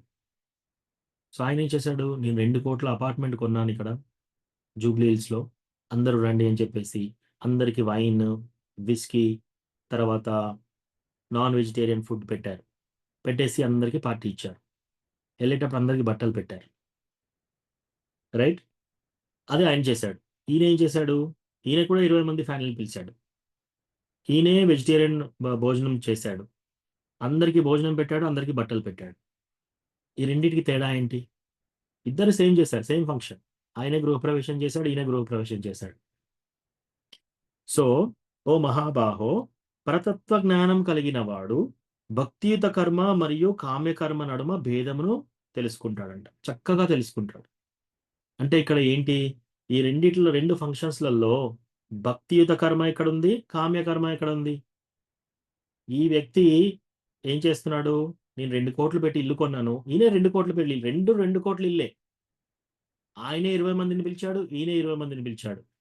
ఆయనే అందరికీ నాన్ వెజిటేరియన్ పెట్టే మాంసాహారము, మందు పెట్టేసి అందరికీ బట్టలు పెట్టాడు. ఈయన ఏం చేశాడు, అందరికీ వెజిటేరియన్ ఫుడ్ పెట్టి అందరికీ బట్టలు పెట్టాడు. ఈ రెండింటిలో తేడా ఏంటి? అది ఇంపార్టెంట్. ఇది చాలా చక్కగా గ్రహించాలి మనం. ఎవరైతే ఇది నా కోరిక, నాకు ఎప్పటి నుంచో ఉన్న కోరిక ద్వారా నేను ఇల్లు కట్టుకున్నాను, 2 కోట్లు అయిపోయింది, అందరికీ నేను చూపెట్టాలి ఇప్పుడు నా ఇల్లు. వాళ్ళందరినీ పిలిచి తనకు ఏది మైండ్లో వస్తే ఆ మెనూ తయారు చేశాడు. మాంసాహారం పెట్టేసి, మందు పెట్టేసి, అందరినీ మందు తాగిచ్చేసేసి, బట్టలు పెట్టి పంపించాడు. అది కామ్యకర్మ, కోరిక ద్వారా వచ్చిన పని. భక్తియుత కర్మ, ఇంకొకతను ఏం చేశాడు, ఈయన డివోటీ. ఈయన ఏం చేశాడు, ఈయన 2 కోట్లు ఇల్లు కొన్నాడు, ఈయన 20 మందిని పిలిచాడు. కాకపోతే తేడా ఏంటంటే, ఈయన కూరగాయలు, ధాన్యం ఇవన్నీ తీసుకొచ్చిన తర్వాత, వంట చేసిన తర్వాత ఫస్ట్ అందులో తులసి పెట్టి కృష్ణకు ఆఫర్ చేశాడు. పత్రం పుష్పం ఫలం తోయం యోమే భక్త్యా ప్రయచ్చతి. సో కృష్ణ భగవద్గీతలో ఎలా చెప్పాడో అలా కృష్ణకి ప్రసాదం పెట్టేసి ఆ ప్రసాదం మళ్ళీ అందరికీ వడ్డించాడు. సో అది భక్తియుత కర్మ అయిపోయింది. ప్లస్ ఆయన మందేం పెట్టలేదు, వేరే ఏదో ఆరెంజ్ జ్యూసో ఏదో పెట్టాడు, అది కూడా కృష్ణకు ఆఫర్ చేసి పెట్టాడు. ఎప్పుడైతే మన ఇంద్రియాలను తృప్తిపరచుకోవడం కోసం మనం పనిచేస్తామో అప్పుడు మనకి పాపం పుణ్యం అనేది యాడ్ అవుతుంది. అంటే కర్మ లేకపోతే అకర్మ, వికర్మ. కర్మ అంటే మంచి పని, ఓకే, నలుగురిని పిలిచి భోజనం పెట్టావు కదా, కొంచెం మంచి కర్మ యాడ్ అవుతుంది. కాకపోతే నువ్వు మాంసాహారం పెట్టావు కదా, ఎన్ని జీవులు చంపావో, ఎంత పే చేసి నువ్వు కొనుక్కున్నావో ఆ మాంసాన్ని, అంతవరకు నువ్వు తీర్చుకోవడం కోసం ఆ పాపం పెరిగింది. తర్వాత నువ్వు మత్తు పదార్థాలు పెట్టావు కాబట్టి ఇంకా కొంచెం పెరిగింది. సో నీకు కొన్ని యూనిట్ల పుణ్యం యాడ్ అయింది, బట్ ఎక్కువ యూనిట్ల పాపం యాడ్ అయిపోయింది, నీ అకౌంట్లో ఉన్నాయి. ఏది కామ్య కర్మ పర్సన్కి. ఈ డివోటీకి ఏమైపోయింది, ఇంతమందికి భోజనాలు పెట్టినా కూడా ఆయన కర్మ లేదు, వికర్మ లేదు, మంచి కర్మ లేదు, అటు చెడు కర్మ లేదు. ఆయనది మొత్తం అకర్మ, అకర్మ అంటే దానికి రిజల్ట్స్ ఇంకా దానికి 0 అన్నమాట. ఎందుకు? ప్రతీదీ ఆయన కృష్ణకు అర్పించి మరీ పెట్టాడు. బట్టలు కూడా కృష్ణకు ఆఫర్ చేసి మళ్ళీ ఇచ్చాడు డివోటీస్‌కి. అందుకని దాంట్లో బాండేజ్ ఉండదన్నమాట. నెక్స్ట్ జన్మలో వాళ్ళు జన్మ తీసుకొని అవి అనుభవించడానికి ఇంకా ఆస్కారం లేదక్కడ. ఎందుకంటే ఆయన వేదాలలో చెప్పిన ప్రకారంగా కృష్ణ భగవానుడు ఎలా చెప్పాడో భగవద్గీతలో అలా చేశాడు కాబట్టి. సో అది తేడా అన్నమాట. ఓ మహాబాహో, పరతత్వ జ్ఞానం కలిగిన వాడు భక్తియుత కర్మ మరియు కామ్యకర్మ నడుమ భేదములను చక్కగా తెలిసి ఇంద్రియములనందు మరియు ఇంద్రియ భోగముల యందు ఆసక్తిని కాకుండును. ఇంద్రియములు అంటే ఏంటి? మన కళ్ళు, మన యొక్క ముక్కు, మన యొక్క చెవులు, మన యొక్క చర్మము, మన యొక్క నాలుక, ఇవన్నీ పంచేంద్రియాలు. ఇంద్రియ భోగాలు అంటే ఏంటి? ఈ పంచేంద్రియాలు వేటి మీద వ్యామోహం వ్యాకులం చెందుతాయో అవి ఇంద్రియ భోగాలు. ఫర్ ఎగ్జాంపుల్, ఈ కళ్ళు ఏం చేస్తున్నాయి? ఏదో ఒకటి చూడాలి, ఒక టీవీ సీరియల్ చూడాలి, సినిమా చూడాలి, ఇట్లా. ఇదంతా ఇంద్రియ భోగం కళ్ళకి. ఈ యొక్క స్కిన్కి, మన యొక్క చర్మానికి ఇంద్రియ భోగం ఏంటి? ఏదైనా గట్టి వస్తువు కానీ ఏదైనా సాఫ్ట్ వస్తువు కానీ తాకాలి. ఈ నాలుకకి ఏంటి? ఏదన్నా ఒకటి గాసిప్ చెప్పాలి, నలుగురు కూర్చున్నప్పుడు కబుర్లు చెప్పుకోవాలి, అది కూడా ఇంద్రియ భోగమే. లేకపోతే చాడీలు చెప్పుకోవాలి, వాళ్ళు ఏమన్నారు, వీళ్ళు ఏమన్నారు, ఈ ఫంక్షన్కి వెళ్తే ఏమైంది, ఆ ఫంక్షన్కి వెళ్తే ఏమైంది, ఈ సినిమాలో ఏం చేశారు, ఈ సీరియల్లో ఏం చెప్పారు, ఇవన్నీ. ఈ నాలుక దతలాడుతుంది అనమాట. ప్లస్ మాంసాహారం తినాలి, మందు తాగాలి, ఇది టేస్ట్ చేయాలి, అది టేస్ట్ చేయాలి, నా కోసం, నా ఇంద్రియ తృప్తి కోసం. ఇదంతా ఇంద్రియ భోగాలు. సో ఈ ఇంద్రియాలను, ఇంద్రియ భోగాలను వాటి యందు ఆసక్తి ఉండడు అనమాట, ఉంచడు. ఎవరు? పరితత్వ జ్ఞానం తెలిసిన వాళ్ళు.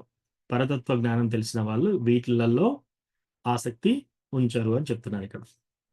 సో అందుకే మనం కూడా ఫస్ట్ ఆఫ్ ఆల్ ఈ భగవద్గీత చదువుకున్న తర్వాత అసలు ఫస్ట్ ఆఫ్ ఆల్ భగవద్గీతలో ఏం చెప్పారు? ఆ భగవద్గీతలో మనము చెప్పింది మనం చెప్పినట్టుగా చేస్తే మనం ఆటోమేటిక్గా ఈ కేటగిరీకి వస్తాం. ఏ కేటగిరీకి? భక్తియుత కర్మ కేటగిరీకి వస్తాం. కామ్య కర్మలో ఉండం మనం. ఒకవేళ భగవద్గీత చదవకుండా అసలు ఏమి జ్ఞానమే లేదనుకోండి, వాళ్ళు వెళ్ళారు, వాళ్ళు మందు పోసారు, వీళ్ళు వెళ్ళారు, వీళ్ళు నాన్ వెజిటేరియన్ పెట్టారు, మళ్ళీ మనం నాన్ వెజిటేరియన్ పెడతాము. సో తద్వారా మన కర్మ చాలా పెంచుకుంటూ పోతాం. ఇంకా నెక్స్ట్ జన్మలో అవన్నీ తీర్చడం కోసం మనం ఎన్ని కోళ్ళనైతే చంపామో మళ్ళీ అన్ని కోళ్ళు మనం అయి పుట్టాలి, కోడి జన్మ. మనం ఎన్ని మేకలనైతే చంపామో మనం అన్ని మేకలుగా పుట్టాలి. ఇంతకుముందు ఎగ్జాంపుల్ చెప్పాను కదా, ఒక కషాయవాడు వచ్చేసి ఆవుని చంపాడు. నెక్స్ట్ లైఫ్లో ఆ ఆవు ఒక స్త్రీ అయింది, ఆమె ఏం చేసింది? ఆ పురుషుని చంపేసింది. సో అట్లా మనం ఎన్ని పాపాలు చేస్తామో మళ్ళీ అన్నిటికీ ఈక్వల్ అండ్ ఆపోజిట్ రియాక్షన్ మనం తీసుకోవాలి. ఆ రియాక్షన్ లేకుండా ఉండాలి అంటే మనం ఈ భగవద్గీత చక్కగా ఫాలో అవ్వాలి. ఓకే, ఎవరికన్నా ప్రశ్నలు ఉంటే అడగండి.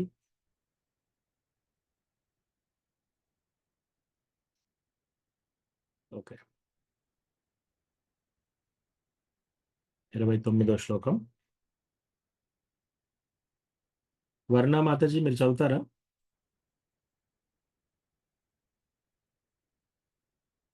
మ్యూట్లో ఉన్నారు.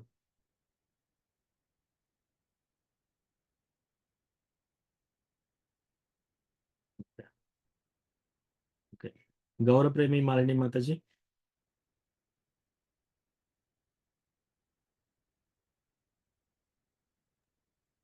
మీరు మ్యూట్లో ఉన్నారు.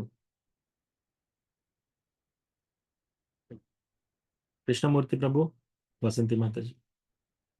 హరే కృష్ణ ప్రభు.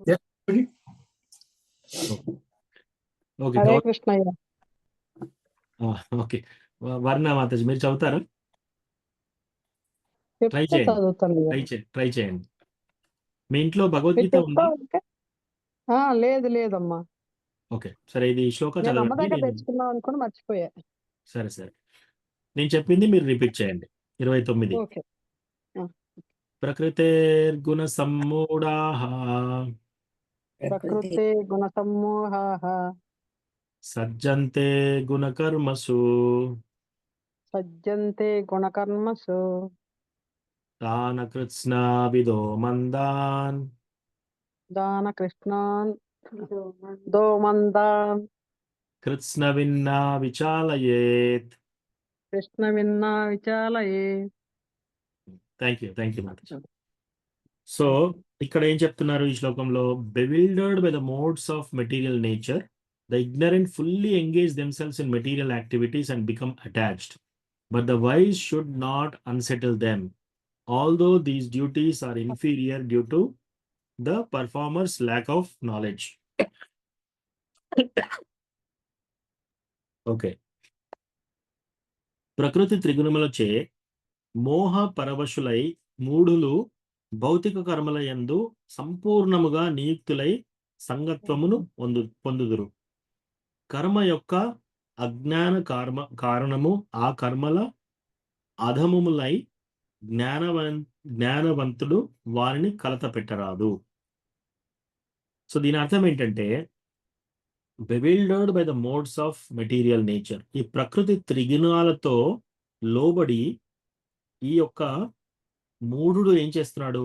తెలివి తక్కువ వాడు ఏం చేస్తున్నాడు?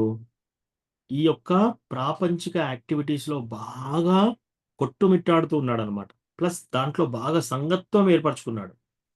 అంటే ఎగ్జాంపుల్, ఇప్పుడు మన సంఘంలో ఎక్కడ చూసినా సరే, ఎవరింటికి వెళ్ళినా సరే నాన్ వెజ్ తింటున్నారు, టీవీ సీరియల్స్ చూస్తున్నారు, తర్వాత మందు తాగుతూ ఉన్నారు, ఇటువంటి పనులన్నీ చేస్తున్నారు వాళ్ళు. సో వాళ్ళేంటి, ఫస్ట్ ఆఫ్ ఆల్ వాళ్ళకి తెలియక చేస్తున్నారు. ఎందుకు? ఈ ప్రకృతి త్రిగుణాలతో బందీ అయిపోయి చేస్తున్నారు వాళ్ళు ఇటువంటి అన్ని. అయితే ఎప్పుడైతే మనము వైజ్ మ్యాన్ అంటే జ్ఞానవంతుడు జ్ఞానవంతుడు ఏం చేయాలంట? జ్ఞానవంతుడు అటువంటి వాళ్ళని తెలిసి నువ్వు మొత్తం చేసేదంత తప్పు, ఇలా చేయకూడదు అని వాళ్ళని కలత పెట్టకూడదట. ఎందుకు? వాళ్ళు అజ్ఞానంలో ఉండి చేస్తున్నారు. అజ్ఞానంలో ఉండి ఇటువంటి కార్యక్రమాలు చేస్తున్నారు అనమాట. మనం వెళ్ళి వాళ్ళను కలత పెట్టకూడదు అంటారు. అయితే కృష్ణ మనకి ఇన్స్ట్రక్షన్ ఇస్తున్నాడు, కానీ డివోటీస్ ఏం చేస్తారు? డివోటీస్ వాళ్ళకి వాళ్ళ హృదయం చాలా సాఫ్ట్ గా ఉంటుంది. అయ్యో నువ్వు ఈ పని చేస్తే మళ్ళీ ఇంకో జన్మ ఎత్తుతావు, మళ్ళీ నువ్వు ఈ కర్మ చిక్కుల్లో పడతావు, ఆల్రెడీ నువ్వు ఈ జన్మలోనే ఇంత అనుభవిస్తున్నావు, రోగాల ద్వారా కానీ, లేకపోతే డబ్బు లేని కారణంగా కానీ, లేకపోతే జాబ్ లేని కారణంగా కానీ, లేకపోతే హెల్త్ పాడైపోయి కానీ, రకరకాల ప్రాబ్లమ్స్తో ఉన్నావు ఆల్రెడీ. మళ్ళీ ఇవే కార్యక్రమాలు నువ్వు చేస్తే నెక్స్ట్ జన్మలో అసలు మానవ జన్మ వచ్చే ఛాన్స్ ఉందో లేదో నీకు తెలియదు. అయితే ఇట్లా కలత పెట్టరాదు అని మనం ఇక్కడ చెప్పినా కూడా డివోటీ హృదయం, వైష్ణవ హృదయం ఎలా ఉంటుంది అంటే, అయ్యో వీళ్ళు చాలా సఫర్ అవుతారు కదా, వీళ్ళకి మనం చెప్పాలి అని చెప్తారనమాట. కానీ కృష్ణ ఏం చెప్తున్నాడు? అటువంటి వాళ్ళను మనం డిస్టర్బ్ చేయొద్దు, వాళ్ళను కలత పెట్టకూడదు అని చెప్తున్నారు ఇక్కడ. ఓకే, జ్యోతి మాతాజీ మీరు ఈ భాష్యము స్లోగా చదువుతారా?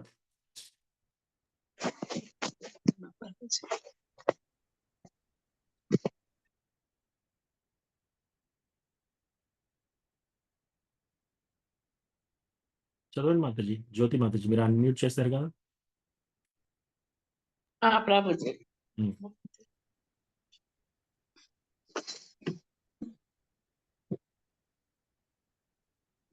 29 భాష్యం.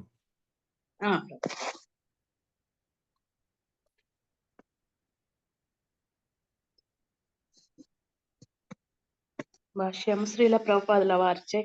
జ్ఞానహీనులైన జనులు స్థూలమైన భౌతిక చైతన్యంతో తాదాత్మ్యం చెంది భౌతిక ఉపాధులతో నిండి ఉంటారు. ఈ దేహము భౌతిక ప్రకృతి వరము. అయితే దేహ భావనకే మరీ ఆసక్తుడైన వాడు మందుడు, అంటే ఆత్మావగాహన లేనట్టి అలసుడు అని పిలువబడతాడు. డిస్కస్ చేద్దాం. అంటే ఇక్కడ ఏమంటారు? ఈ యొక్క ఈ మందుడు అంటే తెలివి తక్కువ వాడు, మూర్ఖుడు, ఈ యొక్క అజ్ఞానంలో ఉన్న వాళ్ళు వీళ్ళు ఏమనుకుంటారట? ఓకే, నేను టీచర్ని, ఇక్కడ నేను ప్రిన్సిపల్ని, నేను ఈ సంఘంలో పెద్ద మనిషిని, నేను నేను నేను ఇంతమందికి తండ్రిని, ఇంతమందికి తల్లిని, నాకు ఇంత వ్యక్తిత్వం ఉంది, నాకు ఊర్లో నాకు ఇక్కడ పలుకుబడి చాలా ఉంది, నాకు ఇవన్నీ ఉన్నాయి, ఇవన్నీ అనుకుంటున్నారనమాట వీళ్ళు. అట్లా అనుకోవడం కూడా ఒక మూర్ఖత్వం. నువ్వు చేసింది ఏమీ లేదు అక్కడ. అయినా కూడా అలా అనుకుంటారనమాట. నలుగురు నాకు వాల్యూ ఇవ్వాలి, నాకు మర్యాద ఇవ్వాలి, నేను సంఘంలో పెద్ద మనిషిని. సో ఇట్లా అనుకుంటూ వాళ్ళు ఉంటారనమాట. చెప్పండి మాతాజీ, చదవండి. అజ్ఞానులు దేహమునే ఆత్మగా భావిస్తారు. ఇతరులతో ఉన్నట్టి దేహ సంబంధాలను వారు బంధుత్వం అని అనుకుంటారు. ఏ ఒక నిమిషం. ప్రదేశములో అయితే వాళ్ళు మిగతా ఇంకా ఏమనుకుంటారంట, ఈ దేహంతో ఎవరైతే ముడిపడి ఉంటారో వాళ్ళందరూ నా బంధువులు. ఓకే, ఇతను నాకు చుట్టం అవుతాడు, ఇతను నా బంధుమిత్రుడు, ఈయన మా ఊరి వాడు, ఈయన నా ప్రదేశం వాడు, ఈయన తెలుగువాడు, ఈయన ఇండియన్, ఇట్లా అనుకుంటున్నారు అన్నమాట. లేదు లేదా ఈయన అమెరికన్, ఈయన నల్లవాడు, ఈయన తెల్లవాడు, ఇట్లా వ్యత్యాసం చెప్పి చూస్తున్నారు అనమాట. ప్లస్ వీళ్ళు నా వాళ్ళు. ఇదంతా ఎలా అవుతుంది? దేహం ఈ యొక్క శరీరంతో ముడిపడింది కాబట్టి ఇలా అనుకుంటున్నారు. ఎస్ మాతాజీ. ఏ ప్రదేశంలో దేహం లభించిందో అదే వారికి పూజా ధ్యేయం. ధర్మ కార్యాల ఉద్దేశం నిర్వహించడం వరకేనని వారు భావిస్తారు. సంఘసేవ, జాతీయత, పరోపకారం అనేవి అట్టి లౌకిక ఉపాధులతో కూడిన వ్యక్తుల కొన్ని కార్యాలు. అటువంటి ఉపాధుల వాళ్ళు ఆల్సో ప్రభావంలో చేసేది ఏంటంట పని? సాంఘిక భావం, సాంఘిక సేవ, సంఘ సేవ చేయాలి. మనం ఈ సంఘంలో ఉన్నాం కాబట్టి సంఘ సేవ చేయాలి. జాతీయ భావం, ఇది నా యొక్క జాతి కాబట్టి జాతీయ భావం, ప్రాంతీయ భావం, పరహితము, నలుగురికి మనం హెల్ప్ చేయాలి, ఇట్లా అనుకుంటున్నారంట వాళ్ళు. వాళ్ళు మూర్ఖులే అయినా ఇలా అనుకుంటున్నారు. Yes, మాతాజీ. అటువంటి ఉపాధుల ప్రభావంలో వారు సర్వదా భౌతిక రంగంలో తలమునకలై ఉంటారు. అటువంటి వారికి ఆధ్యాత్మిక అనుభూతి ఒక మిథ్య కనుక ఒక్క నిమిషం అందులో ఆగు. వారికి ఎవరైతే ఇట్లా భావనలో ఉంటారనుకోండి, ఎవరు? ఇది నా ఆంధ్రప్రదేశ్, ఇది నా తెలంగాణ, ఇది నా జిల్లా, వీళ్ళు నా వాళ్ళు, వీళ్ళు నా బంధుమిత్రులు, ఇట్లా అనుకునే వాళ్ళు, వారికి ఈ యొక్క ఆధ్యాత్మిక జ్ఞానం ఎప్పుడైతే మనం ఈ కృష్ణ భగవానుని భక్తి కానీ భగవద్గీత కానీ చెప్తే వాళ్ళకి అదంతా ఒక మిథ్యలాగా ఉంటుంది. ఏం మాట్లాడుతున్నారు వీళ్ళు? ఆత్మ ఏంటి? ఇవన్నీ ఎక్కడ నేర్చుకున్నావు నువ్వు? ఇవన్నీ ఏం చదువుతున్నారు? ఆత్మ ఏంటి? నువ్వు ఏమైపోయావు? ఇట్లా వాళ్ళకు ఒక మిథ్యలాగా అనిపిస్తుందట. Yes mass. కనుక అందులో వారికి ఇష్టం ఉండదు. అయినా ప్లస్ ఇష్టం ఆధ్యాత్మిక కూడా ఉండదు.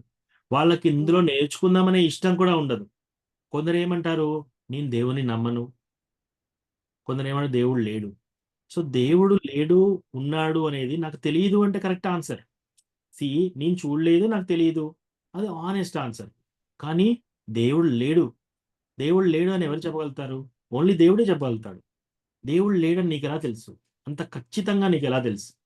నాకు తెలియదు, నేను చిన్నప్పటి నుంచి చూడలేదు, నాకు తెలియదు అంటే పర్వాలేదు. కానీ దేవుడు లేడు అని అన్నారు అనుకోండి ఎవరన్నా, అది చాలా తప్పు. ఓకే మాతాజీ. అయినా ఆధ్యాత్మిక జీవనంలో జ్ఞాన వికాసం చెందిన వారు అట్టి లౌకిక వ్యక్తులను కలత పెట్టకూడదు. మనిషి తన ఆధ్యాత్మిక కలాపాలను నిశ్శబ్దంగా చేసుకోవడమే ఉత్తమం. మోహగ్రస్తులైన వారిని అహింస, ఉపకార పనుల వంటి ప్రాథమిక నీతి సూత్రాలలో నెలకొల్పవచ్చును. ఒక నిమిషం. సో మనం ఏం చేయాలి? డివోటీస్ ఇక్కడ ఏం చెప్తున్నారంటే, అటువంటి వాళ్ళని ఎక్కువ మనం కలత పెట్టకుండా వాళ్ళని అహింస లేకపోతే లౌకిక ఉపకారం, ఓకే లోకానికి ఉపయోగపడేది కదా ఇది చేయండి, అట్లా మనం అట్లనే వాళ్ళని ఎంగేజ్ చేయాలి. అజ్ఞానులు కృష్ణ భక్తి భావనలోని కార్యాలను అర్థం చేసుకోలేరు.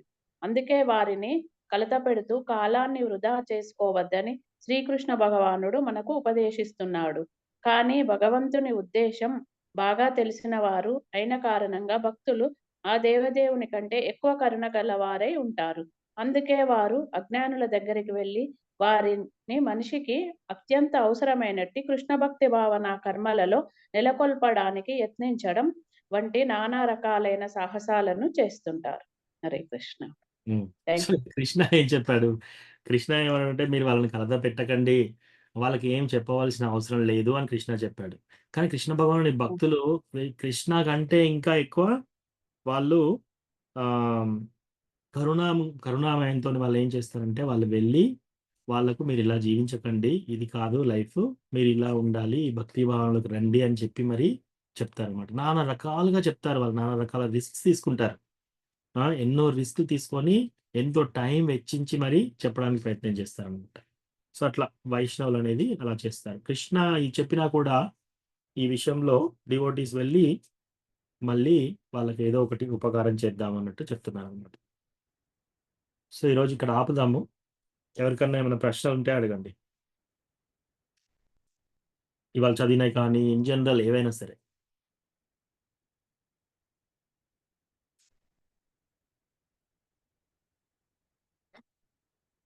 ఓకే, అందరూ మ్యూట్లో ఉన్నారు. హరే కృష్ణ ప్రభుజీ. భక్తి చేయడం అంటే కృష్ణ భక్తిలో ఇంకా కర్మలను చేయడము అనే అర్థం కదా ప్రభుజీ. కర్మలను మనం భౌతికంగా చేసే కర్మలను అన్ని ఆపివేసి అప్పుడే ఇందులో భక్తి కృష్ణ భక్తిలో కర్మలు చేస్తున్నప్పుడే మన కర్మ అనేది లేకుండా అవుతుంది కదా ప్రభుజీ. భక్తి అంటే అంతే కదా ప్రభు. భక్తియుత సేవ. సో భక్తియుత సేవ మనం చేసేటప్పుడు దాన్ని కర్మ అనబడదు మాతాజీ, అకర్మ అంటారు. అంటే మనం చేసే ప్రతి పని కూడా మనం కృష్ణ ప్రీత్యర్థం చేస్తున్నాం కాబట్టి దాంట్లో మనకు బద్ధత్వం అనేది ఉండదు, బాండేజ్ అనేది ఉండదు. అంటే బాండేజ్ అంటే ఏంటి? ఇప్పుడు కర్మీస్ భక్తిలో లేని వాళ్ళు చేసే ప్రతి పనికి ఏముంటుంది? వాళ్ళకి పుణ్యం కానీ వస్తుంది, పాపం కానీ వస్తుంది. ఎందుకంటే వాళ్ళు మంచి చేసినప్పుడు పుణ్యం వస్తుంది, చెడు చేసినప్పుడు పాపం వస్తుంది. ఆ రెండు అకౌంట్లు పెరుగుతూ ఉంటాయి. కానీ ఈ భగవంతుని యొక్క భక్తులు చేసే పనులు ఎట్లయితే భగవద్గీతలో కృష్ణ ఏ విధంగా చెప్పాడో అలా చేసుకునే వాళ్ళకి వాళ్ళు పనులు చేస్తూ ఉంటారు. సంఘంలోకి వెళ్ళి బుక్స్ ఇస్తూ ఉంటారు, నాలెడ్జ్ ఇస్తూ ఉంటారు, ప్రసాదం పంచుతూ ఉంటారు, నలుగురికి హెల్ప్ చేస్తూ ఉంటారు. కానీ ఏ యాక్టివిటీస్ చేసినా కూడా వాళ్ళకి ఆ బద్ధత్వం అనేది ఉండదు. వాళ్ళ అకౌంట్స్ పెరగవు, అకర్మ అన్నీ జీరోనే ఉంటాయి. సో వాళ్ళకి ఈ యొక్క కట్టడికారనమాట. ఇది ఈ యొక్క పనులు చేయడంలో బందీకారు వాళ్ళు. ఆ బద్ధత్వం అనేది ఉండదు. సో అది డివోటీస్కును వాళ్ళకి నాన్ డివోటీస్కి డిఫరెన్స్ మాతాజీ. ఓకే. కానీ మనం భక్తియుత సేవ కంపల్సరీ చేయాలి. మనం ప్రతిసారి పని చేయకుండా ఉండలేము. సో అది కూడా కృష్ణ భగవద్గీతలో చెప్తాడనమాట. కర్మణ్యేవాధికారస్తే మా ఫలేషు కదాచన మాతో స్వంగస్వకర్మని మా కర్మ ఫల హేతుర్భూర్. సో మీరు పని చేయడం మాత్రమే మీ వంతు, రిజల్ట్ మీ చేతిలో లేదు. సో పని చేస్తాం మనము, ఎగ్జామ్కు చదువుకుంటాము, రిజల్ట్ మాత్రం మీ చేతిలో లేదు. ర్యాంక్ వస్తుందా లేదా మీ చేతిలో లేదు. ఆ కర్మ చేసిన తర్వాత దానికి కారణము నువ్వే అని అనుకోవడానికి లేదంట. అంటే సపోజ్ బాగా కష్టపడి ఒక పని చేసాం, అది నెగ్గాము, సాధించుకున్నాం, అయినా కూడా అది నీ వల్లే జరిగిందని నువ్వు అనుకోకూడదంట. ఓకే, నువ్వేమంటున్నావు కృష్ణ? నువ్వు పని చేసినా సరే ఫలితం నీది కాదంటున్నావు, కానీ నీకు పనే చేయను, మరి అట్లా ఉంటావేమో. అట్లా పని చేయకుండా ఉండొద్దు అని కూడా లాస్ట్కి చెప్పాడు అనమాట. సో మనం కంపల్సరీ మనం చేసే పని మనం చేయాలి. ఒక చిన్న కథ చెప్తాను మీకు, దీని ద్వారా మనకు క్లియర్గా అర్థమవుతుంది. ఇద్దరు రైతులు ఉన్నారు. ఒక రైతు ఏం చేశాడు? ఒక రైతు పొలం దున్నాడు, గింజలు విత్తనాలు నాటాడు, చాలా చక్కగా రోజు నీళ్లు పోసాడు. వర్షాలు పడలేదు. బాగా కష్టపడ్డాడు, వర్షాలు పడలేదు. ఆయనే పంట ఏమి పండలేదు. రెండో వ్యక్తి ఏం చేశాడు? ఆయనకు ముందే తెలుసు వర్షాలు పడవనే సూచన ఏదో అనుకున్నాడు. ఆయన పడినట్టున్నాయి, పనే చేయనని చెప్పేసి. సో ఆయన పొలం దున్నలేదు, విత్తనాలు నాటలేదు, కానీ వర్షాలు పడ్డాయి. వర్షాలు పడ్డప్పుడు ఆయన విత్తనాలు నాటలేదు కాబట్టి ఆయనకు పంట పండలేదు. కాబట్టి మనం ఏం చేయాలంటే మన పని మనం 100% ఎఫర్ట్తో చేయాలి. మన ఉద్యోగం అయినా సరే, మన బిజినెస్ అయినా సరే, చాలా జాగ్రత్తగా మనం చేసే పని చాలా కేర్ఫుల్గా చేయాలి. రిజల్ట్ వచ్చిందా కృష్ణదయ, రిజల్ట్ రాలేదా కృష్ణదయ, రెండు అంతే. కానీ కష్టపడకుండా మనం ఉండకూడదు. సో అట్లా చేయాలి. డిటాచ్డ్, అసంగత్వం. బాగా పనిచేసి వ్యామోహం బాగా పెట్టుకోకూడదు దేని మీద కూడా. భర్త మీదనే సరే, భార్య మీదనే సరే, పిల్లల మీదనే సరే, మనవళ్ళ మీదనే సరే వ్యామోహం ఎక్కువ పెట్టుకోకూడదు. వీళ్ళు నా వాళ్ళు, వీళ్ళకి ఏమన్నా అయితే ఎట్లా అని చెప్పేసి ఆ వ్యామోహం, ఆ ఎక్కువ వీతరాగ భయ క్రోధ, ఎక్కువ ప్రేమ ఇవన్నీ పెట్టుకోకూడదు ఇక్కడున్న బాంధవ్యాలతో. ఎస్, వీళ్ళు నా యొక్క నా నా నా యొక్క మనుషులు, భర్త, భార్య. మనం వాళ్ళకి సేవ చేయాలి అంతే కానీ ఎక్కువ వ్యామోహం పెట్టుకోకూడదు, అటాచ్‌మెంట్ పెట్టుకోకూడదు. ఓకే. ప్రభుజీ భక్తి అంటే భక్తియుత సేవ చేయడమే అని అంతేనా యెస్ ప్రభు? మాతాజీ. భక్తి అంటే భక్తియుత సేవ. సేవ. మనము ఎవరికైనా మనం ఎవరినన్నా ప్రేమిస్తున్నాము అని చెప్పడం ఎలా? సేవ చేయడమే. లేకపోతే మన ప్రేమను వ్యక్తపరచలేం. మనం కృష్ణాని ప్రేమిస్తున్నామని చెప్పడం ఎలా? భక్తియుత సేవ ద్వారా. ఒక తల్లి ఒక పిల్లవాడిని కనిందనుకోండి. ఆ పిల్లవాడిని ఓకే, నేను చాలా ప్రేమిస్తున్నాను కానీ నేనేం సేవ చేయను అన్నట్టు ఉంటుందా? అట్లా ఉండదు కదా! మనం ఎంత ప్రేమ ఉంటుందో అంత సేవ చేస్తాం ఆ శిశువుకి. సో, వాళ్ళు ఏడ్చినప్పుడు పాలు పడతారు, వాళ్ళకి స్నానం చేపిస్తారు, వాళ్ళు డైపర్ చేంజ్ చేయాల్సినప్పుడు చేంజ్ చేస్తారు, శుభ్రం చేస్తారు. వాళ్ళకి జ్వరం వచ్చినప్పుడు వాళ్ళతో పాటు మేల్కొనుండి వాళ్ళకి అన్నీ న్యాయం చేస్తారు, మందులేస్తారు. ఇదంతా ఏంటి? సేవ. ఈ సేవ చేసి లాస్ట్‌కి ఏమడుగుతారు? "ఓకే కొడుకు, నీకింత సేవ చేశాను కదా! నువ్వు నా బ్యాంక్ అకౌంట్‌లో రూ. 1,00,00,000 ఏసేసేయి." అట్లా ఎవరైనా చెప్తారా? ఎవరు చెప్పరు. అంటే ఏమీ ఆశించట్లేరక్కడ. సో, ప్రేమ అంటే ఏంటి? మనము ఎవరినన్నా ప్రేమిస్తున్నామంటే వాళ్ళకి సేవ చేయడం ద్వారా మనం వ్యక్తపరుస్తామనమాట. సో, మనం కృష్ణాని ప్రేమిస్తున్నామని మనం చెప్పడం ఎలా? జస్ట్ కూర్చొని నీకు కృష్ణ నువ్వంటే నాకు చాలా ఇష్టం, నువ్వంటే నాకు చాలా ప్రేమ, ఇట్లా అంటే సరిపోదు. నువ్వు భక్తియుత సేవ చేస్తేనే దాన్ని కరెక్ట్ అయిన ప్రేమ అని అర్థం. ఎట్లయితే మన పిల్లలకి ఎలాగైతే సేవ చేస్తున్నామో ఒక తల్లి, అట్లాగే మనం కృష్ణకి సేవ చేయాలి. సో, కృష్ణకి సేవ చేయడంలో మన ప్రేమను కృష్ణకి వ్యక్తపరుస్తున్నామనమాట. సో, అందుకే భక్తియుత సేవ అంటారు. Devotional service.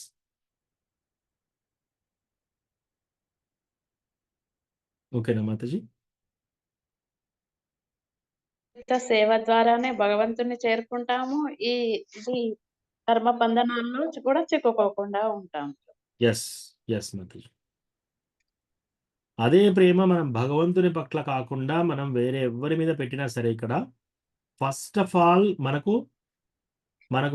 మనకు ప్రాబ్లమ్స్ ఏర్పడతాయి. ఫస్ట్ ఆఫ్ ఆల్ ఇక్కడ ఎవ్వరిని ఎంత ప్రేమించినా సరే మీకు తృప్తి అనేది ఉండదు. వాళ్ళు తృప్తి అనేది వాళ్ళకు ఉండదు. దానివల్ల ఏమీ జరగదిక్కడ. ఎందుకు? ఊర్ధ్వమూలం అధఃశాఖం. ఇదంతా తలక్రిందులుగా ఉంది ఇక్కడ. రైట్? ఆధ్యాత్మిక ప్రపంచంకు తలక్రిందుల ప్రపంచం ఇది. సో, ఇక్కడ నువ్వు ఎవరిని ఫస్ట్ ఆఫ్ ఆల్ నువ్వు ప్రేమించలేవు. నువ్వు ప్రేమించిన వాళ్ళని నువ్వు దక్కించుకోలేవు. ఎట్లాగో నీకు దూరం అయిపోతారు వాళ్ళు. నువ్వు సరే బాగా ప్రేమించినా ఫస్ట్ ఆఫ్ ఆల్ నువ్వు ప్రేమించలేవు. ఒకవేళ ప్రేమించినా కూడా వాళ్ళు దాన్ని సరిగ్గా తీసుకోరు. నీకు మళ్ళీ ఆహ్, పరాజయం. పరాభవస్తావదబోజజాతో. నీకు పరాభవమే చెందుతుందిక్కడ. ఓడిపోతారు. ఎ ఎ ఎవ్వరిని ప్రేమించినా సరే ఓడిపోతారు మీరు. మంచి భర్త ఎంత మంచిగున్నా సరే ఆయనని ప్రేమించినా మీరు ఓటమే లాస్ట్‌కి. ఎంత మంచి భార్య అయినా సరే మీరు ప్రేమిస్తే ఓటమే లాస్ట్‌కి. ఎంత మంచి కొడుకైనా సరే నువ్వు ప్రేమిస్తే ఓటమే లాస్ట్‌కి. చనిపోవడంతో అందరూ దూరమైతారు మీకు. సో, అందుకని మనకు యాక్చువల్‌గా ఇనేట్‌గా మనకేంటంటే కృష్ణ అనే ప్రేమ అనేది మనకు ఇనేట్‌గా ఉంది. మన లోపట ఉంది. అది మనం మర్చిపోయాం. ఇప్పుడు ఈ క్లాసెస్ ద్వారా మనం ఓన్లీ అది గుర్తు చేసుకుంటామనమాట. ప్రతి ఒక్కరు అంతే. ప్రతి ఒక్కరు కృష్ణతో ఆ సంబంధం ఉంది. అక్కడ టేస్ట్ చేశారు. అక్కడ టేస్ట్ చేసి ఇక్కడికొచ్చారు. వెతుకుతున్నారు. ఆ ప్రేమ కోసం వెతుకుతున్నారు. కొందరు ప్రేయసిలో వెతుకుతున్నారు. కొందరు ప్రియుల్లో వెతుకుతున్నారు. కొందరు పిల్లల మీద వెతుకుతున్నారు. కొందరు తల్లిదండ్రుల మీద వెతుకుతున్నారు. కానీ అది సరిగ్గా దొరకట్లేదు. ఎందుకు? అది ఓన్లీ కృష్ణతోనే సాధ్యం. అది ఎవరైతే మనకు గుర్తు చేస్తారో అది అన్నిటికంటే పెద్ద సేవ. అదే మనం ఇప్పుడు చేసేది. ప్రభుజీ ఫిజికల్‌గా చేసే శక్తి లేనప్పుడు మనం భగవంతునికి సేవ, మనం దర్శనం చేసినా, జపం చేసుకున్నా, సరే ఎవరికన్నా ఏదన్నా కృష్ణ గురించి మనకు వీలైతే చెప్పడం, ఇవన్నీ కూడా సేవ కిందకే వస్తదా ప్రభుజీ? యెస్ మాతాజీ. మనం చాంటింగ్ చేసేది జపా కూడా సేవనే. మనం చేసే జపా కూడా సేవ. ఇంకోటి మనము ఓల్డ్ ఏజ్‌లో మనం చేయలేని పరిస్థితిలో మానసిక సేవ కూడా చేస్తారు కొందరు. మానసిక సేవ అంటే మనస్సులో చేస్తూ ఉంటారు. మనస్సులో భోగా ఉండడము, మనస్సులో ఆహ్, కృష్ణకి అభిషేకం చేయించడము, అవన్నీ చేయడం. ఒక డివోటీ ఎంత సిన్సియర్గా ఈ మానసిక సేవ చేస్తుంటాడంటే, ఒకసారి కృష్ణకి అన్ని భోగా పెట్టేసి ఖీర్ వేడిగా ఉండాలని చెప్పేసి, ఇది కరెక్ట్గా వేడిగా ఉందా లేదా అని అందులో ఏలు పెడతాడనమాట. మానసిక, ఇదంతా నిజంగా కాదు, మానసిక మనస్సులో చేస్తున్నాడు. ఏలు పెట్టి బాగా వేడిగా ఉండి కాలుతుందనమాట ఆయనకి. తెల్లారి లేచి చూస్తే ఆయన చేయి నిజంగా కాలుతుంది. సో అట్లా అనమాట. అప్పుడు కృష్ణ వెళ్ళి చెప్తున్నాడనమాట లక్ష్మీదేవితోటి, చూసావా నా యొక్క డివోటీ ఆయన చేయి కాల్చుకున్నాడు అని చెప్పేసి. సో అట్లా బాగా ముసలి వాళ్ళైన తర్వాత మనం మనస్సులో కూడా అలా స్మరణం చేయాలి కూడా. ఓకే ప్రభుజీ, శక్తి ఉన్నప్పుడు చేసుకోవాలి, శక్తి లేనప్పుడు ఇంకా ఆ పని చేయాలి. ఎస్, అప్పుడు కూడా చేయాలి. కానీ మనం చేసే జప కూడా భక్తియుత సేవనే, మనము దర్శనం చేసుకోవడము భక్తియుత సేవనే, మనం క్లాస్ చెప్పడము భక్తియుత సేవనే, క్లాస్ వినడము భక్తియుత సేవనే, వేరే వాళ్ళని క్లాస్కి రమ్మనడము భక్తియుత సేవనే, బుక్ డిస్ట్రిబ్యూషన్ చేయడం భక్తియుత సేవనే, ఇవన్నీ కూడా కృష్ణ కనెక్టెడ్ ఏదైనా సరే భక్తియుత సేవ.